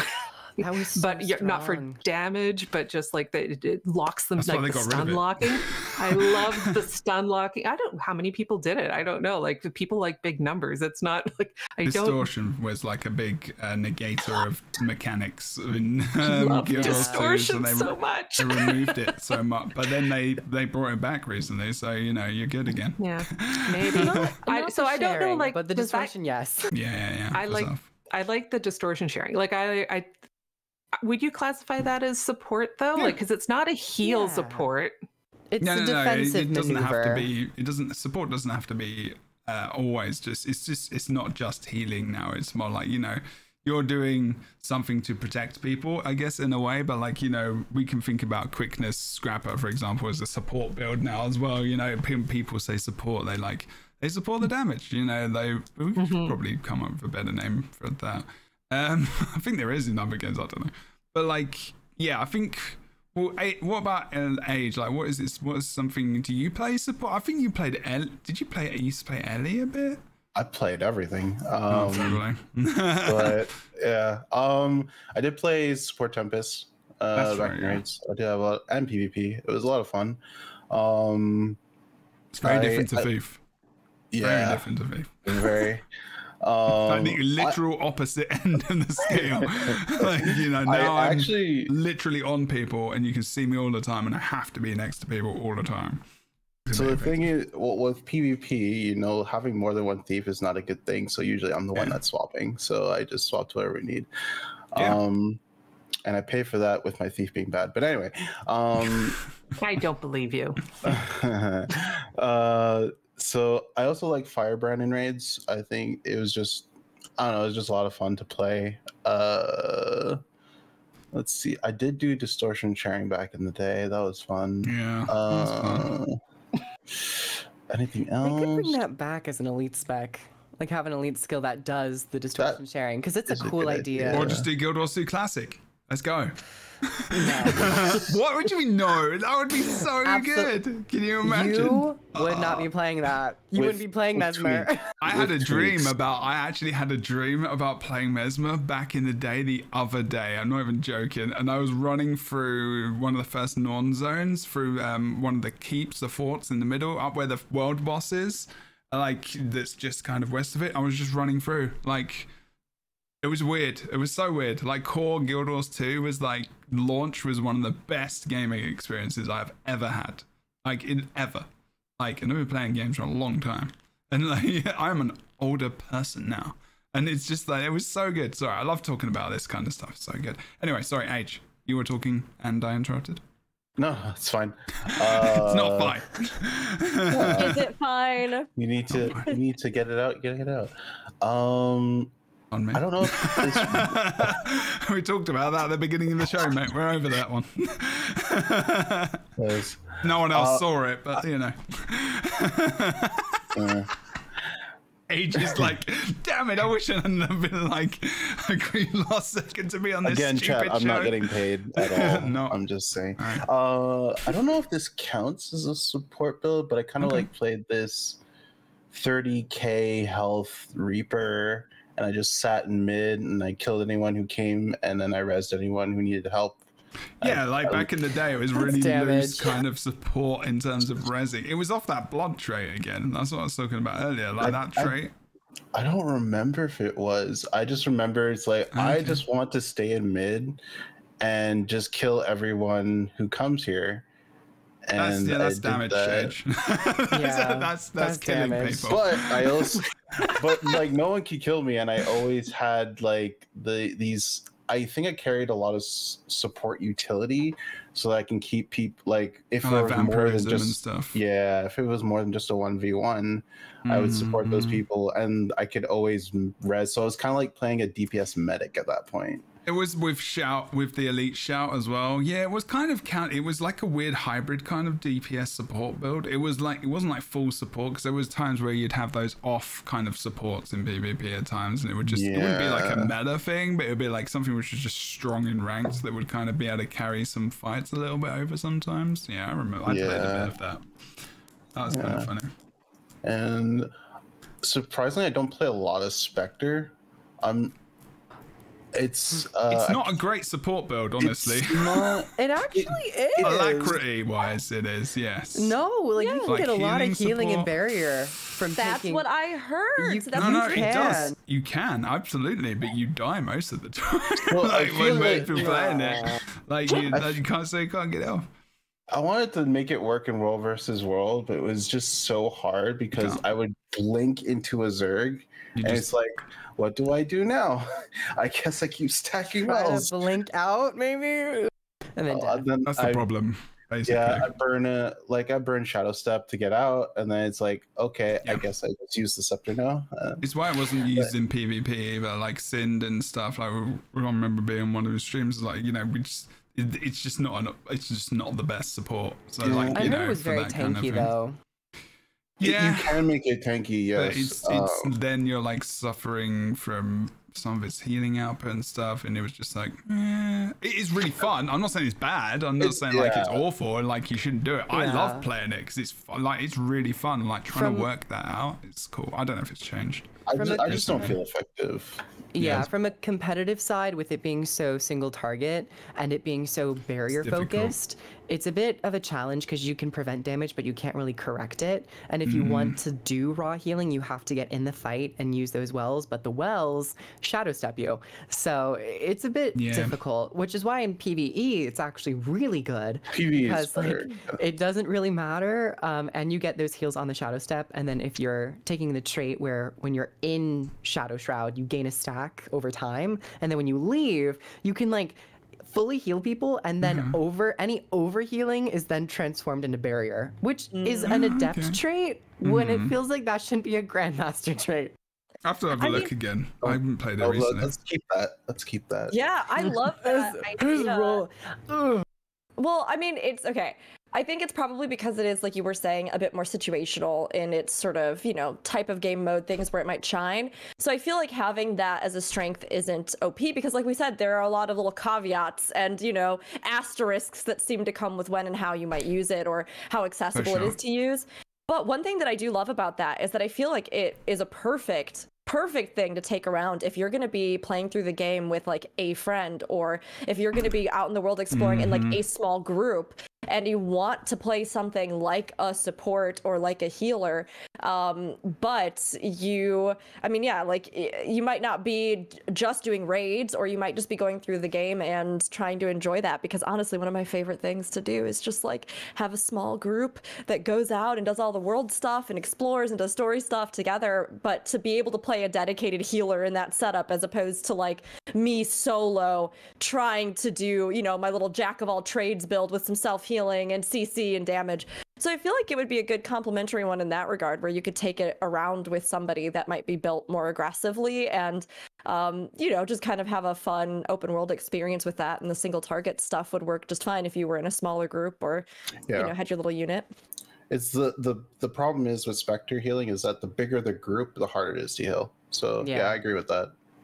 So if you're running around with like just a small group, it's a lot more enjoyable to heal. What's like the most random? So like there are some utilities and stuff where I'm like, where you could see probably, I guess the kind of like fun potential heal builds and supports. Like Druid is like that one where you're like, yeah, that's obviously like, it's kind of, over the years it's become more defined a little bit more because they've changed stuff, the utilities and some of the traits, and Celestial Avatar form is much better now, and Alacrity of course, but like there's some other things. Like I used to play, I think Pear was saying something about Engineer back a while ago, and there was like this cool kind of thrown elixir trait, elixir ability, tool belt skill, where you could res people, so you could res yourself, and obviously there is the heal kit as well, which is just 5 heal skills. Like there is actually probably there's kind of condition removal in there as well. I don't think there's many abilities or kits where you can just do pure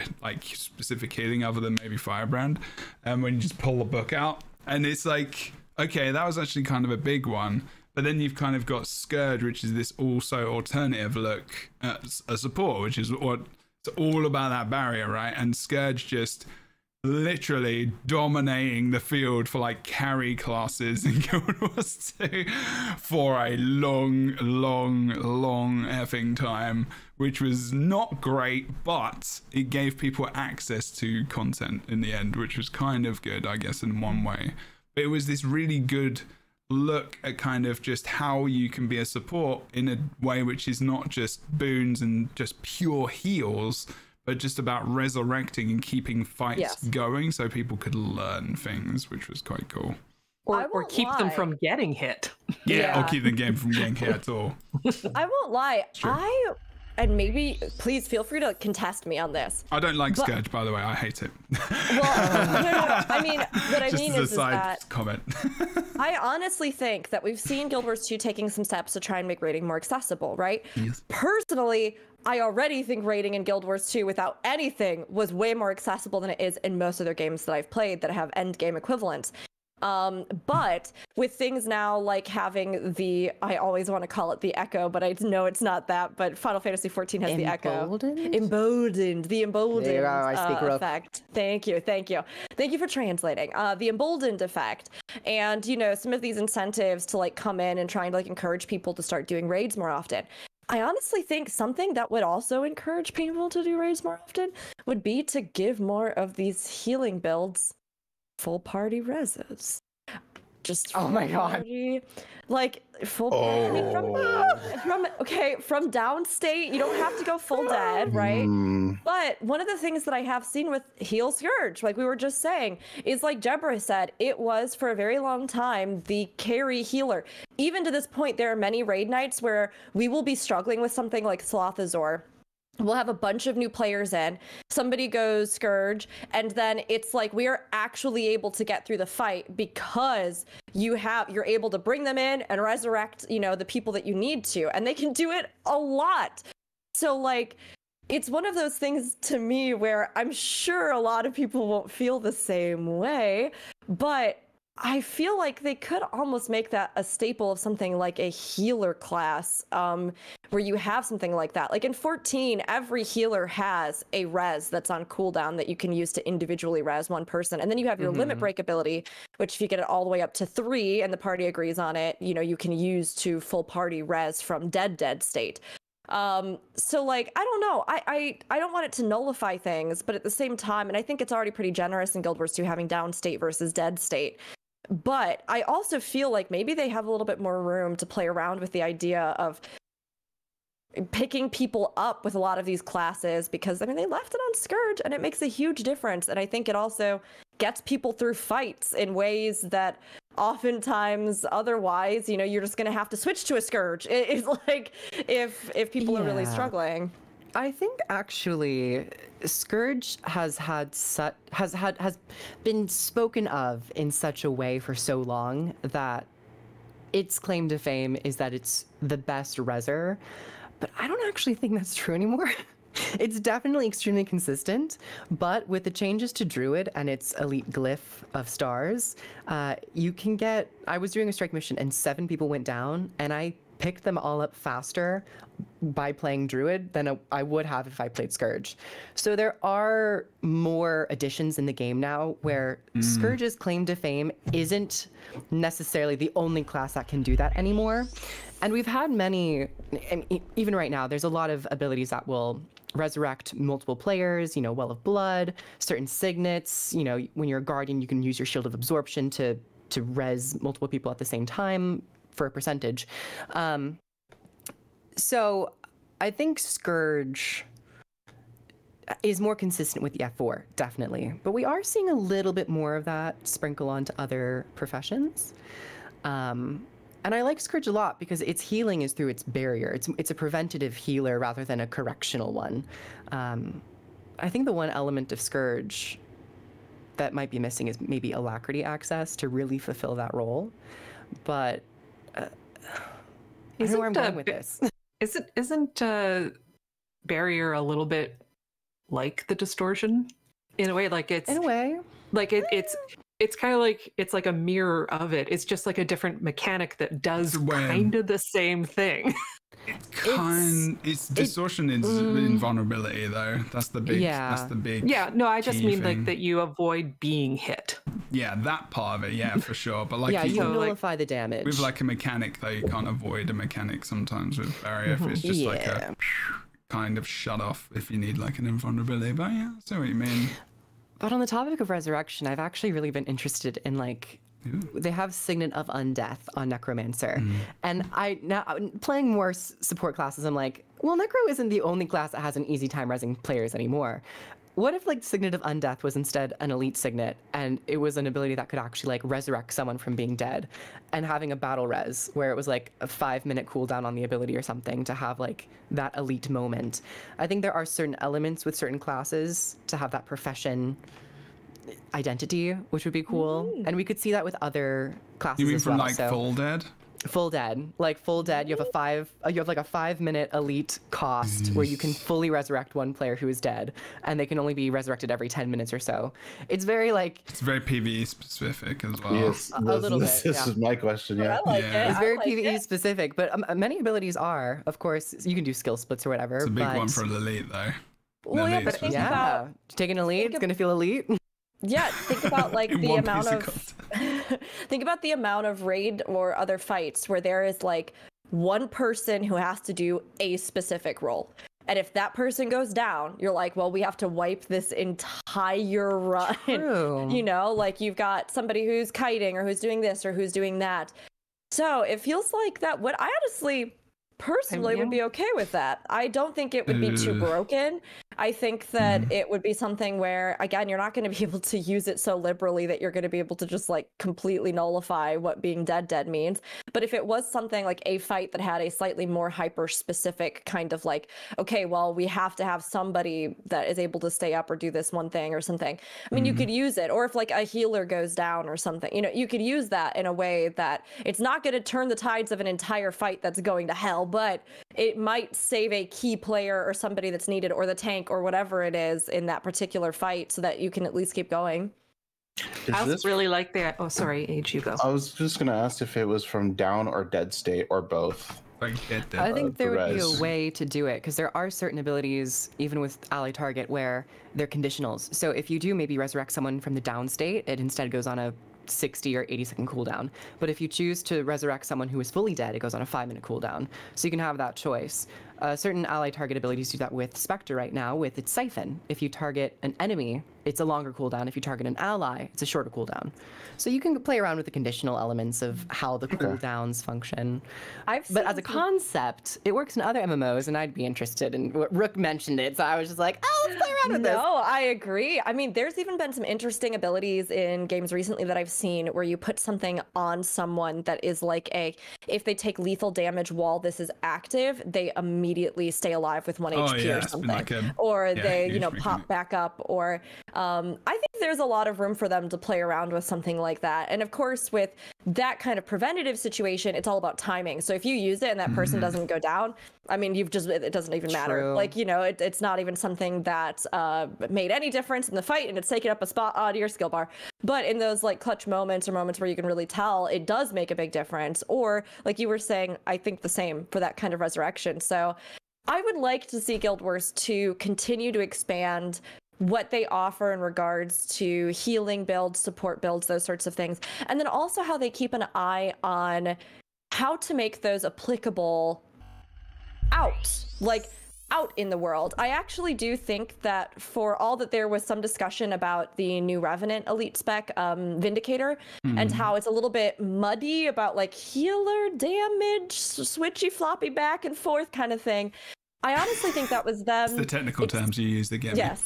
I honestly think that was them experimenting with how can we create a class that has like a heal build to it, right?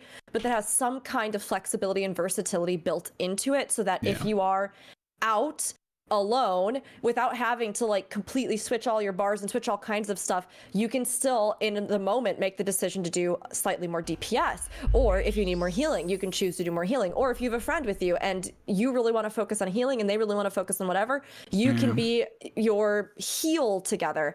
So it's one of those things where like right now, pure healers really, as far as practicality, I think really have their huge home in raiding. But of course you see effects of healing even in things or support, even in things like world versus world PvP. But when it comes to open world stuff, if you are solo and you're running a pure heal build, I mean, just like you were saying, Pear, if you're someone like that, or your husband, like me and your husband, and we love that kind of thing, it's like, here I am, I've been fighting this badger for 40 minutes. Yes. And I have I have a lot of health because now I healed, but his health is only 75% down.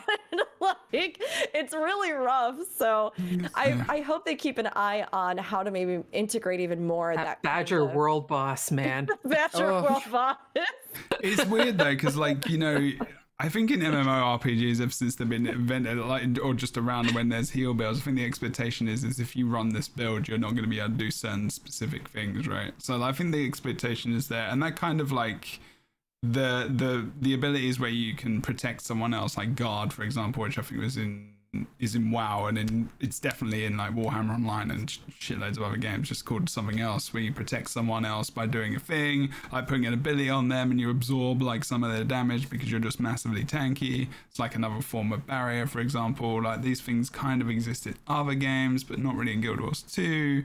I don't know. I think Guild Wars 2's unique downstate system is enough for me to say I personally wouldn't enjoy having something where people come back from the dead state, just because it's so unique to Guild Wars 2. It doesn't mean that's not something that they can change. Can you imagine that in PvP though? Jebro, class No, fantasy. it's just my own personal opinion. I think it's because it's something too, though. Can I say something really fast off of that, Jebro? I mean, it's just an No. opinion. No. I mean, I think your opinion is totally valid, right? Because I do think that having that difference between downstate and dead state is something that is unique to Guild Wars 2. But can I also say something, which is that I have never, well, maybe not never, but in almost all the other MMOs that I play, where there is the possibility of something like a resurrection, I have not seen players check out like they do in Guild Wars 2. I feel really bad. My partner got into Guild Wars 2 and Guild Wars 2 raiding because I invited them into the game, and they've raided in a ton of other games. And in all the games that we raid together in, I have never seen them just like, whatever. That's true. As when they die in Guild Wars 2, and they die at the start of a fight, and it's very feasible that you can finish this whole raid boss with sometimes even 7 people. And so the pull continues, and there's no chance they can come back. There's no chance they can engage. If they're dead, they're dead. So they'll get up, they'll go get food, they'll come back. And a lot of times they'll even, like, especially when we got started, they'd look at me and they'd be like, are you kidding me? Like, really? I just have to miss our clear of this, or I have to miss my first ever clear of this because Force like everyone to I GG. literally can't get up, and like I literally can't, like there's no hope that anybody could get me. And I was like, you know, that actually makes me think of it in a different light, because I've seen it so many times. I've seen it so many times, even to where we've had to ask, like, yes, can everyone GG because such and such hasn't cleared this fight, or they're new and they'd really like to see the end of it, or but like I do think that having something, but it is a bit of an inconvenience in the flow of combat. I mean, you could argue that then you've just got to find your people, right? Which is kind of, we express but that finding kind of your very people often. is exponentially more time than someone pressing a resurrection skill. But then you're giving up something else, but then you could continue that argument and say, well, you're giving up something else which helps you not kill the raid faster, and then more people are going to be disappointed because you're not killing it as fast because you didn't have these elite skills. So it's like, where does it start and when does it end? And it's like, I'm with Griffin and Rook on this one. I think it's cool. Absolutely. I'm happy to die on this hill. Absolutely. With the role of a healer there, and with a hat on the gravestone and everything. You are kind of expected to carry that weight of utility. And I think sometimes when we talk about balance and professions, we forget that there are 9 other people usually in a raid, and that people can diversify their goals. And if there are usually 2 healers per raid, where they're also applying, usually in terms of numbers, alacrity, some might apply quickness. I think if there was, even if it just started with Necro, like an elite ability or a very long cooldown ability where it takes up an entire utility slot, you have to sacrifice it. I'm not talking Firebrand where you just get 15 abilities, you don't have to make a choice. I'm saying like you specifically are saving that just in case for those scenarios. I don't think it would necessarily feel too bad, because there would be ways to balance it in terms of cooldowns, in terms of that target gets affected by a debuff and cannot be resurrected for another 15 minutes or something. So you get like one extra chance. But if you mess up again, it's like, well, we tried. Because other games, they do battle reses quite a lot. They don't have downstate. The reason why I say this as well is because Guild Wars 2's mechanics, trait system, and inherent existence relies around this one thing, which is very unique and special about the game that I inherently love, that many people adore, especially in PvP and World v World, is the downstate mechanic being so good. Like, it's such a good way for you to feel still alive in the game, and obviously it wouldn't go away, but also to play around it. Like, how do we use the downstate mechanic, because they're still kind of alive, and actually they can still do things. They can still CC, they can still, you know, do some damage. If you're a necro, sometimes you're even more powerful when you're in the down state.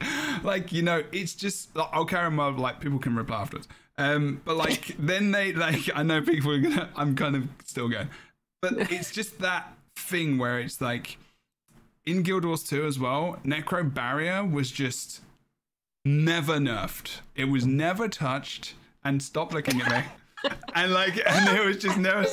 I'm not looking at you because I could see everyone's like this, and it means downstate is just like. And I think when I was commentating a lot as well, and it goes back to that shoutcasting stuff, there was so much hype and activity and excitement around downstating and how that was how you played around with it and used utility, healing, and also damage to really think about how we take people out. And there's one of the best Guild Wars 2 players ever I've just adore, and it's based off of a downstate where I'm just like, yeah, like that is just the mechanic which makes Guild Wars 2 for me, where you move someone's dead body where they're still in downstate, so they're still kind of able to res through a portal because they're an elementalist and they're in vapor form and they can move. They go through the portal, they travel a certain distance, you make them safe there, then you res them, and then you go off to your other objective and complete the game. It's just like, it's so good. And when it comes to like that, I'm just like, I can't imagine it. It would just be another game. It'd just be like that. That's such like a big mechanic. You are also correct. I'm not saying I'm correct. I'm just saying it's just my like passion for it. I actually don't see how.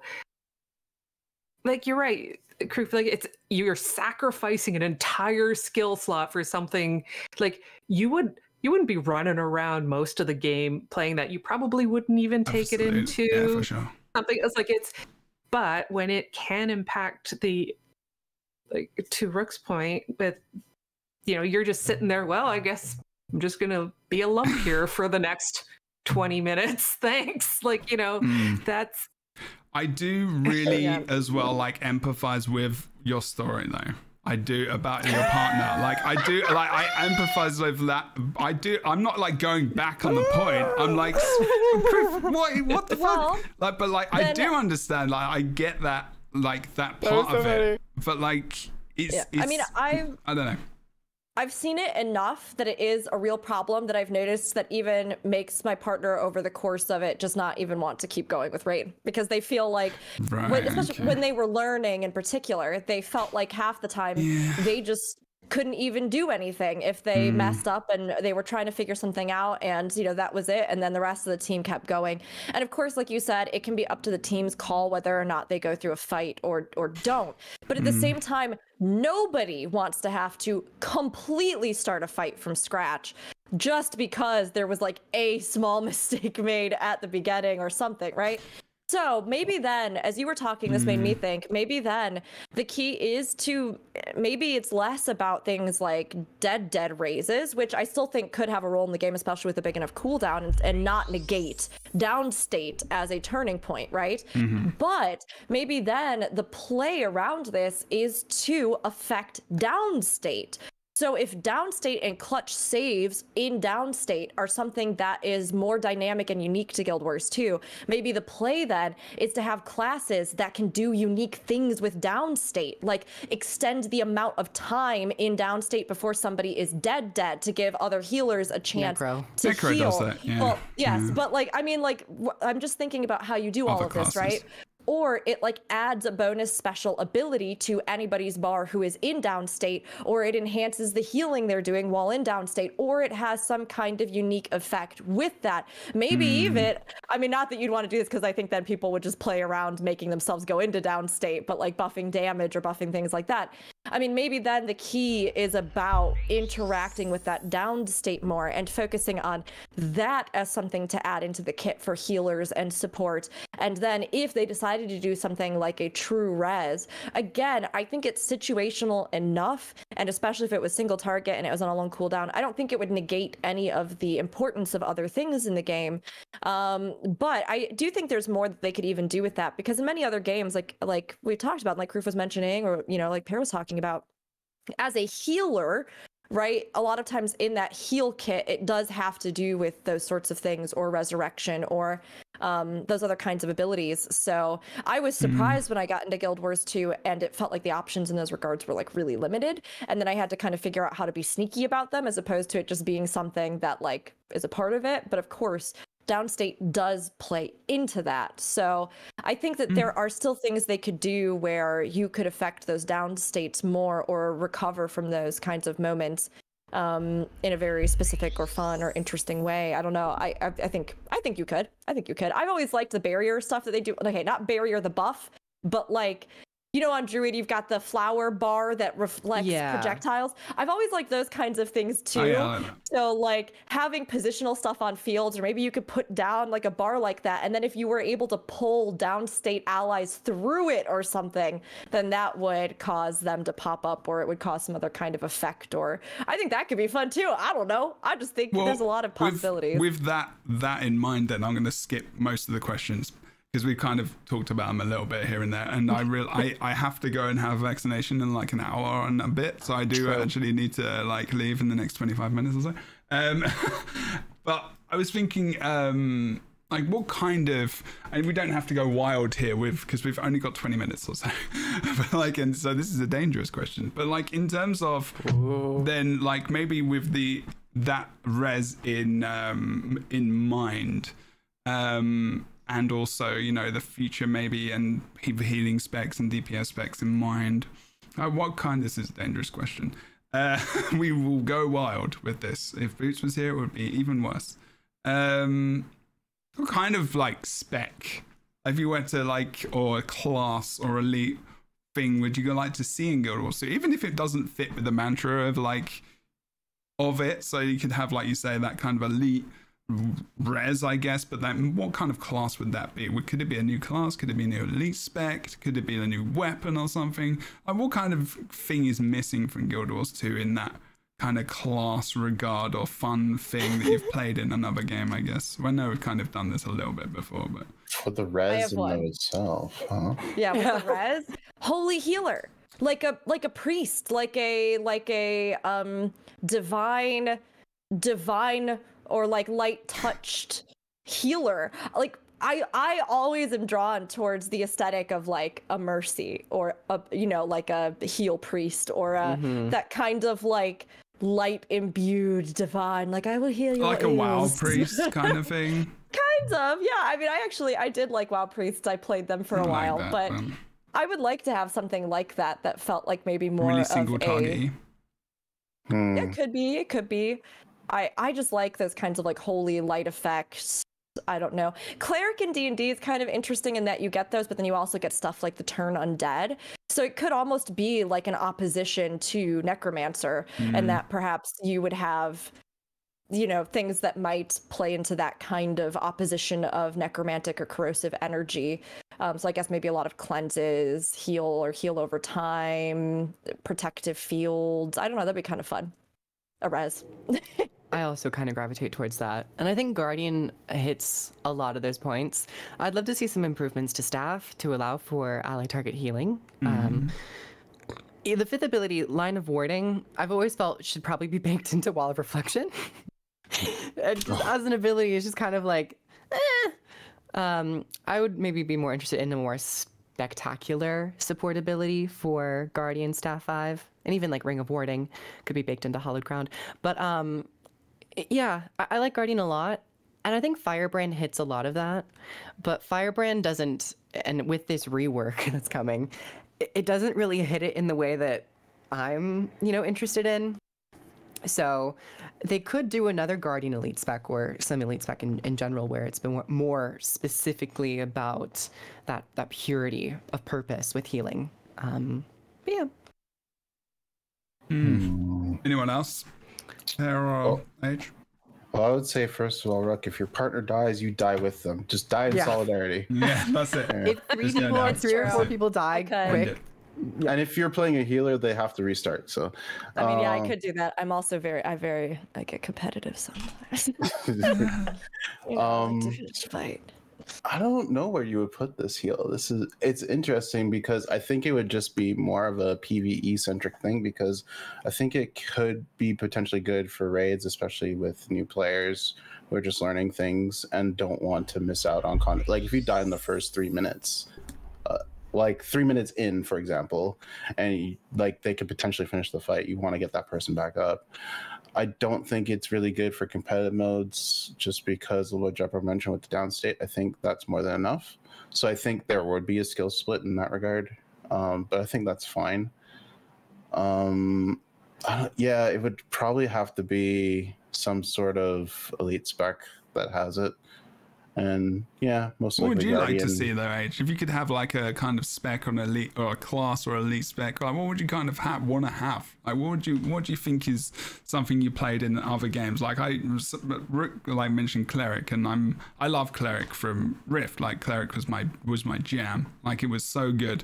And there was like classes like Kabbalist as well, where it could just be damage. Like Rift had these builds that you could have and swap classes and everything else and armor really well. Like it was very fluid. It was just really nice. They had a lot of problems in their game, but like they would have a class, for example. So in terms of this question, there's a class in there, I can't remember what it's called, Proof or maybe Pair, maybe you can tell me, that did damage as a cleric, but they would heal off that damage they did, and it was AoE focused mostly. Long. What is that? It Was began it with a D. cleric? Was it a cleric? Yeah. Maybe Defiler. Defiler. Oh, That's the one. I mean, It there was is a priest build that's like that in WoW. It's, what is it called? Shadow Priest is the Shadow one in Priest. Shadow Priest. Yeah, so like Shadow Priest is great. Like I played that in WoW when I was trying to catch up to play the expansion before the one coming out. I was just like, I'll play Priest because I never played that. Shadow Priest is really fun, especially in PvP. It's got lovely utility, fears, and like other bits and bobs, and you're like, whoa, this is like the other end of the priest kind of thing. So that kind of duality of like purpose, I guess, is pretty cool. But like, yeah, is there anything age like? Imagine like could you like thief and stuff? So I was like wondering, what kind of thing fits around that, or even if it's just something completely different. I don't know. What I wanted for a thief healer, I would want a DPS healer. So when I would do DPS, I would do like AoE healing, so that it wouldn't be utterly broken. Okay. But since we have a Spectre, that's never going to happen. So yeah, I would say bring back Monk from Guild Wars 1 and give that to Guardian. It doesn't have to be a healer age. It can be anything you want. Anything I want. Support. It can be whatever you want. Like I'm not sure. I would just say Commando. Then give me that. I get attack helicopters. I got military strikes. Right. I was like, it doesn't have to be sport. Shocking no one. I would want a good healing build for Mesmer, an elite spec. Yeah. And does anyone remember it was April Fool's as well, where they had the minstrel reveal for the elite spec? Yeah, that was good. I want a musical healer out of. Okay, I want the bard. I want the minstrel. I think everyone. I'm changing it. I'm changing my answer to that. That is what my first legendary was the minstrel, like the focus, and I want to be. I've talked about how I want the profession for the minstrel is, or bard or whatever they call it, that you can dual wield focus, and you just can have two bards, and you just go plang plang plang plang plang plang. My God. Two cymbals. Yes. Oh, so you mean like a one-man band kind of thing with like a bass drum on their back and just like the entire thing, like harmonica, and like imagine like doing that? That would be sick. I mean, they could do something. Not seriously, but no, I'm in there. Yeah. I'm with this. Like we are getting arts. We're gonna get gears to gnomes. Like when we do you know what I would love to do? Like while we're doing like a class, I'm doing it. I'm gonna ask Gears. Like we do a class like kind of dream thing where we're talking about the class that we want to create, and ask Gears if they want to draw it while we're doing it, and you can just see them creating it. How cool would that be? I'm sorry. That would be the more sick. minstrels or bards you had together, it was more of an orchestra, and the effects would be better. That actually works. Oh, that actually instruments to be toolkits. That sounds cool. That actually is how Ranger Warhorn 5 works. If you have everyone doing a Warhorn 5 as a ranger, it summons a little spirit ghost. Have you played New World? The New World so in New World you can get different instruments, and you can run around the world and you can find sheets with music on that you learn, and when you play the music, it's not in combat, you give buffs like to anyone that comes up, and you can tip for like 10 gold or something. But the more people you have, like different buffs you get and stuff. So there's still that kind of mechanic in like New World, but like did you play Rift? You played Rift, right, Pear? So you know what Bard was like in that. I think Kreef did. It's so long. It was so good. I loved it. I loved it so much. You just played this guitar, and then it was just like these bars of music like flowing out to people, and like the actual music of what they were playing was good. I was like a little dwarf bard. It was so good. It was so good. I'll miss it so much. I would love that, because honestly, so many games that, I'm not gonna lie, Jebro, you might have just got me the first bit of interested in playing New Worlds that I have ever been, just by what you said. It's good. It's really solid that moment. Because I've been, actually, I'm so glad you brought this up, Pear. I've been so disheartened by the fact that bards just like, they've just dumped them in the garbage in most games. Like, even the games that I know of that still have bards, it's like, oh, but they're just like an archer. Trash And class.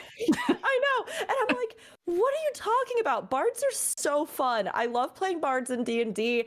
I do think there's still a bunch of like people that enjoy that fantasy. Oh my gosh, just think about how incredibly, holy cow, like pervasive the toss a coin to your witches. Exactly, yeah. I had that in my mind completely when you were saying it, yeah. People love the, like, I don't know, the charismatic or disaster bard archetype, right? Like in Witcher 3. Yeah, like I feel like they could easily put something like that in, and it would be so fun. I would love that. Damage? Think about the like Mad Max Fury Road, like the Duke Warrior. That's true. That's true. Audio damage or like audio waves. That'd be so good. I would love that. It could be a and mess, I think man. it You could like clone and weapon stuff, like You could. Your F1 through F4 could be instrumental kits that you use. True. That's what I was thinking. And you literally could, like, Firebrand, but for Mesmer. I always love when there's like a live performance part of Bard. I don't know how they would do that where you're actually trying to play music, but whatever they could do, I think it could be really fun. And thinking about one thing that we didn't get to touch on, but that I think we can kind of mash into both of these about classes or things we might like. We didn't talk about tanky or bruiser classes today. Oh yeah, I did. Whoops. I kind of avoided that. Oh, you're fine. I mean, here's the thing. Let's be real. There are a few, but out of all the Trinity that we have in the game that are represented, I do think that tanks are like the minority of anything supported. It's like we've got a couple things that are tanky, and like Chrono Tank was a big thing for a while, but there really hasn't been much usage of those kinds of entities when it comes to aggro generation.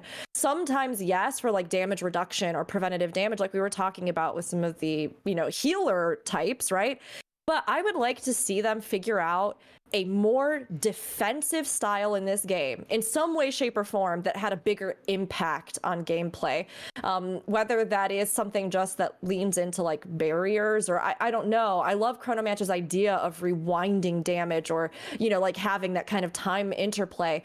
But whatever the actual class would be, I do like a good iconic defensive, I'll take the hits for you, I'll be your shield kind of character. So however they would envision that, I'd like to really see that at some point too. 100%. It's a bit more complicated because, I mean, I would love to see taunt be a PvE only condition at this point. There's only 4 abilities in the game that apply taunt. Only 2 of them have a 5-second duration. Actually, only 1. Never mind. But yeah, I would really enjoy them to kind of figure out that playstyle, because I've had a lot of people come in my stream saying I usually play a tank. What should I play? And I'm like, you have like 3 raids that you can kind of like play that focus. I wonder if that's purposeful though, because if you think about MMORPGs and how many people play that role, it's the least played role probably in 90% of them, just because like you have so much responsibility of what to do. Like if you think about even in New World now, like there is so much that gets carried onto the tank. Like the tank has got so much to do. There's interrupting, there's blocking, there's making sure you've got the boss facing the right way and everything else. If you're a healer, you're healing most of the time. And sure, you're pumping out some alacrity or quickness, but it's not that difficult. And like, there's all that, but like with the tank, it's actual like mechanics. I'm not saying that healers don't have to manage mechanics, because obviously there's like big damage and there's like a big heal you have to come out over, lots of like combinations you bring out. But like with tanks, it feels like that role specifically is one where people don't gravitate to too much, but there are still people who love that role. But like what you're saying, like Rick, you're dead on. There isn't really anything like Chronomancer is like that typical, I think, kind of tank-ish, but But then you've got we thought when Revenant was gonna came out with the shield and Herald, I really thought that was gonna be a tank, and like because it was the taunt, right? Like it was. I mean, it can definitely, but like, and it does in some content, like people use it. But like you said, Kriv, as well, they brought taunt in, and it was like you shouldn't have called it taunt. I think they should have called it something else. Like I don't actually know, but like call it something else because taunt is like synonymous with every MMORPG that has a Trinity and aggro management. And you think of taunt, you think of, if you're a tank class, you're always like, what are my taunt abilities? Do I have to get gems? Do I have to get armor and gear, runes and all this kind of stuff to build up my taunt? And then there are other players who are having detaunt abilities as well as, aggro, like gear that decreases their aggro. So that whole thing was just completely deleted. Like even the idea in Guild Wars. So I'm not saying they need to put it in, but it's just interesting that not many people kind of gravitate to tanky roles. But like Bruiser's different. Like Bruiser is kind of almost like open world. It's kind of like roaming in world v world. But also I'd argue maybe everyone just running something to run some kind of defense. I don't know. I have the perfect comparison for this. So for those of you who have paid attention to Overwatch, basically they had 2 tanks, and then in Overwatch 2 they only have 1 tank, and that 1 tank is a bruiser style. So yeah, that's to promote actually people playing that role.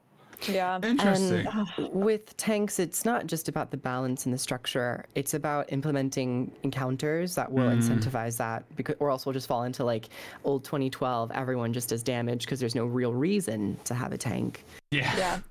I think if any game could make it fun, though, Guild Wars 2 could. Absolutely. I think they could do something, whether or not you have true aggro, wrangling, generation, etc. But even if you had some kind of class where the idea was that you could draw the attention, or like the more enemies you had on you, you had abilities that would like increase your health pool, or that you could like convert in one big hit, like a huge gamble to try and like do a massive amount of damage to them, but then you might immediately die because of the damage or something. Or like if you had that kind of thing where you were like getting a bunch of enemies and then increasing either your defenses, or like you could even through that, like depending against what odds were your party was up against, you could provide them like proportional buffs or something. I think there's a way to do it, like you said, that might lean a little bit more towards that bruiser-esque kind of like the big health pool, big hitter, but that like would also have a bit of that tank fantasy, even if they didn't want to do true positioning, aggro generation, aggro holding, that kind of stuff. I think you could still find a way to play it and have it be satisfying. And I think in Guild Wars 2 it would be really dynamic, because this whole game is really dynamic, there could be a lot of fun things to kind of mess around with that. And you can make those specs the masters of stability and resistance. So you can have more. That's the podcast in future. We're gonna create out of the box, like bringing stuff into Guild Wars 2. We're doing it. We're doing that one. And the elite spec name would be Sponge. Oh, I already have like a bunch of elite spec theories for like a tanky cool. class. Well, we should definitely be doing that. What's your class? Sponge. Spongify. Fear me. Awesome. Okay. Is anyone else like anything kind of classes and stuff that they missed that they wish were kind of in the game? Bard was like a really good dervish. A heal warrior. I think those are the 2 things missing that are big. Heal mesmer, heal warrior. That's it. Mesmer. I'd like something that's really truly space or star themed. Like we have Celestial Avatar on Druid, but it always felt a little funny to me in that I almost wish they had separated those 2 out so that we had like a totemic shaman, or like, summoning, channeling the druidic spirits. And then we had something that was about like celestial ascension, and you would have these almost more like cosmos inspired, you know what I mean? It was a bit of a lot on Astrologian. Yeah, kind of like astrologian, elementalist maybe, main hand focus, stargazing. Cool. I like Pear's input in there. Just like, let's think about those instruments smashing each other again. It's gonna be fun. They make music and things turn into a dredge, because I think the dredge do that. They have like their instrumental abilities. Oh yeah, that's true. I love the dredge so much. Good. The dwarf class, yeah. You have Jalis. You have Revenant Jalis. That could be kind of a fun, unconventional class. Something that would be maybe a warrior. It would be like, maybe it would fall under warrior, but it would all be about the different animal groups, like where you learned things. You went around and learned from all of the different creatures, like the script. You could have an ability that's powering numbers or something, where depending on the group you're with, or if you're in a squadron, the buff would increase or something for the script. You could have a toxin. You have a toxin thing for the Hylic. You could have some sort of berserk rage elite as a Quaggan. You could channel. That's feeling very Soul Beast. So you'd be Soul Beast Scarlet. So you'd essentially be Scarlet. Claiming Scarlet in one class. What would you call it though? Would it be the? Well, if it was a Revenant Scarlet, biologist. The biologist. Something you could do. I don't know. I'm trying to think of a good way to theme it, but kind of like how you have reputation grind tiers. Yeah. It could be something like that, like the trusted or the I'm trying to think of a good epic word for it, but the ally or the something like that. It's the envoy. Ooh, envoy's good. I like Oh, that'd be good for Revenant, the envoy. I mean, it kind of is tied to the envoys of Guild Wars 2 because they're their own thing, but I don't know. Okay, fun. I'm gonna tie it off. As they say, everyone. Thank you for joining us for the Guild Wars 2 LightBringers podcast episode 32 of season 2. This was fun. Yeah, I normally the ones where I didn't know what to do today. I'm not gonna lie. Today was a real shot in the dark with this because it was just I don't know, because I have no spoons left. I have no cutlery at all. My brain is destroyed. And hopefully we can just come up with something cool. It's always a good conversation. Even if we didn't have a topic, we could just talk and it'd be fun. And I appreciate as well, Pear and Age for coming on literally hours notice, just last second. Our friend Current Herald unfortunately couldn't join us today because they fell ill. But hopefully, good wishes that way. Please get well soon. Yeah, thank you so much for coming on. And please make sure as well you check everyone's info in the description below. They'll have a link there to their content where you can go and check it out. And you can also go to other places, hopefully, via those links as well. As if they have links for affiliates for the game, so you can purchase the game through their link and support them monetarily. That would be massively appreciated. If you know anyone who wants to buy the game as well, do that. I'll throw all those links down below, as well as just checking out the rest of the playlist for all the podcast episodes, because there is a lot of them, because we do this weekly, and I still don't know how we're able to talk about this game every single flipping week, but we are able to because we have a awesome mix of guests on our show, so I appreciate them very much for coming on and spending their time with us on twitch.tv/Jebro every week around 1 p.m. Pacific on a Friday. We won't be here next week. I think Thanksgiving we're going to take a break because people, family, and also, it's nice to just have a day off sometimes so you can appreciate the good things. But I'm very thankful for everyone here. So thank you very much for joining us. And yes, if you want to let us know what you do, where you do it, Age, thank you again. Tell us for all the things. You can find me Twitch, Twitter, and YouTube at Age Night Road. If Twitter dies randomly, I will put more socials out eventually. So there you go. It's just a meme. One day, but it's a meme. Criff. Hi everyone, I'm Kroof. You can find me over at YouTube at Kroof. I've been doing a bunch of videos lately about the different roles in Guild Wars 2, surprisingly enough, and my next one is actually going to be about tanks, funnily. Still funny. But I also stream here on Twitch every day of the week usually, so catch me here. Thank you for inviting me. I had a really great time. Cool. Rookery. Yes, hello. You can find me over on Twitch, twitch.tv Rookery. That's spelled Rookuri. You can also find me on YouTube, also at Rookery, where my playthroughs of various MMO content, as well as some lore videos and other miscellaneous things go up. And you can find me as well on Twitter currently at Rookery_. You can also find me on Instagram at just Rookery. So, if Twitter goes up in flames, I would love to stay connected with everybody over on Insta. So we'll see what happens, but fingers crossed that somehow this ship gets righted before the whole website dies. But we'll see. No matter what happens, we will still be doing what we do, where we do it, and enjoying the games that we love and sharing those good memories and good times together while we play them. Awesomeness. And then One Big Pair as well. I am on a podcast called Hosts of Ascalon. We're on hiatus at the moment, but it's hostsofascalon.com. We're on Twitter there. I am on Twitter at One Big Pair, and pretty much anywhere else that is social media, it's One Big Pair, except for Facebook and Instagram. That one is my actual name, so they're not linked. Okay. So you're on TikTok. I am not on TikTok. But you like Look, you can look for me there. I will be there. You'll find much content about pairs that are big. Yes. Okay, awesome. Thanks so much, everyone. I'm Jebro. Just look that up. Jebro Unity, twitch.tv/Jebro Unity. This is the show on Fridays. It's mostly most of my content is this show, as well as Saturdays and Sundays for short streams now, because I'm a therapist full time. So streaming's taken a bit of a backseat, but also still doing all the things, advocating for mental health, etc. Tell your friends to check out all the wonderful, awesome people below. There's loads of content for you to enjoy from all of them, especially Kriv giving me some weird look. I'm giving you a look. I'm looking at Rook.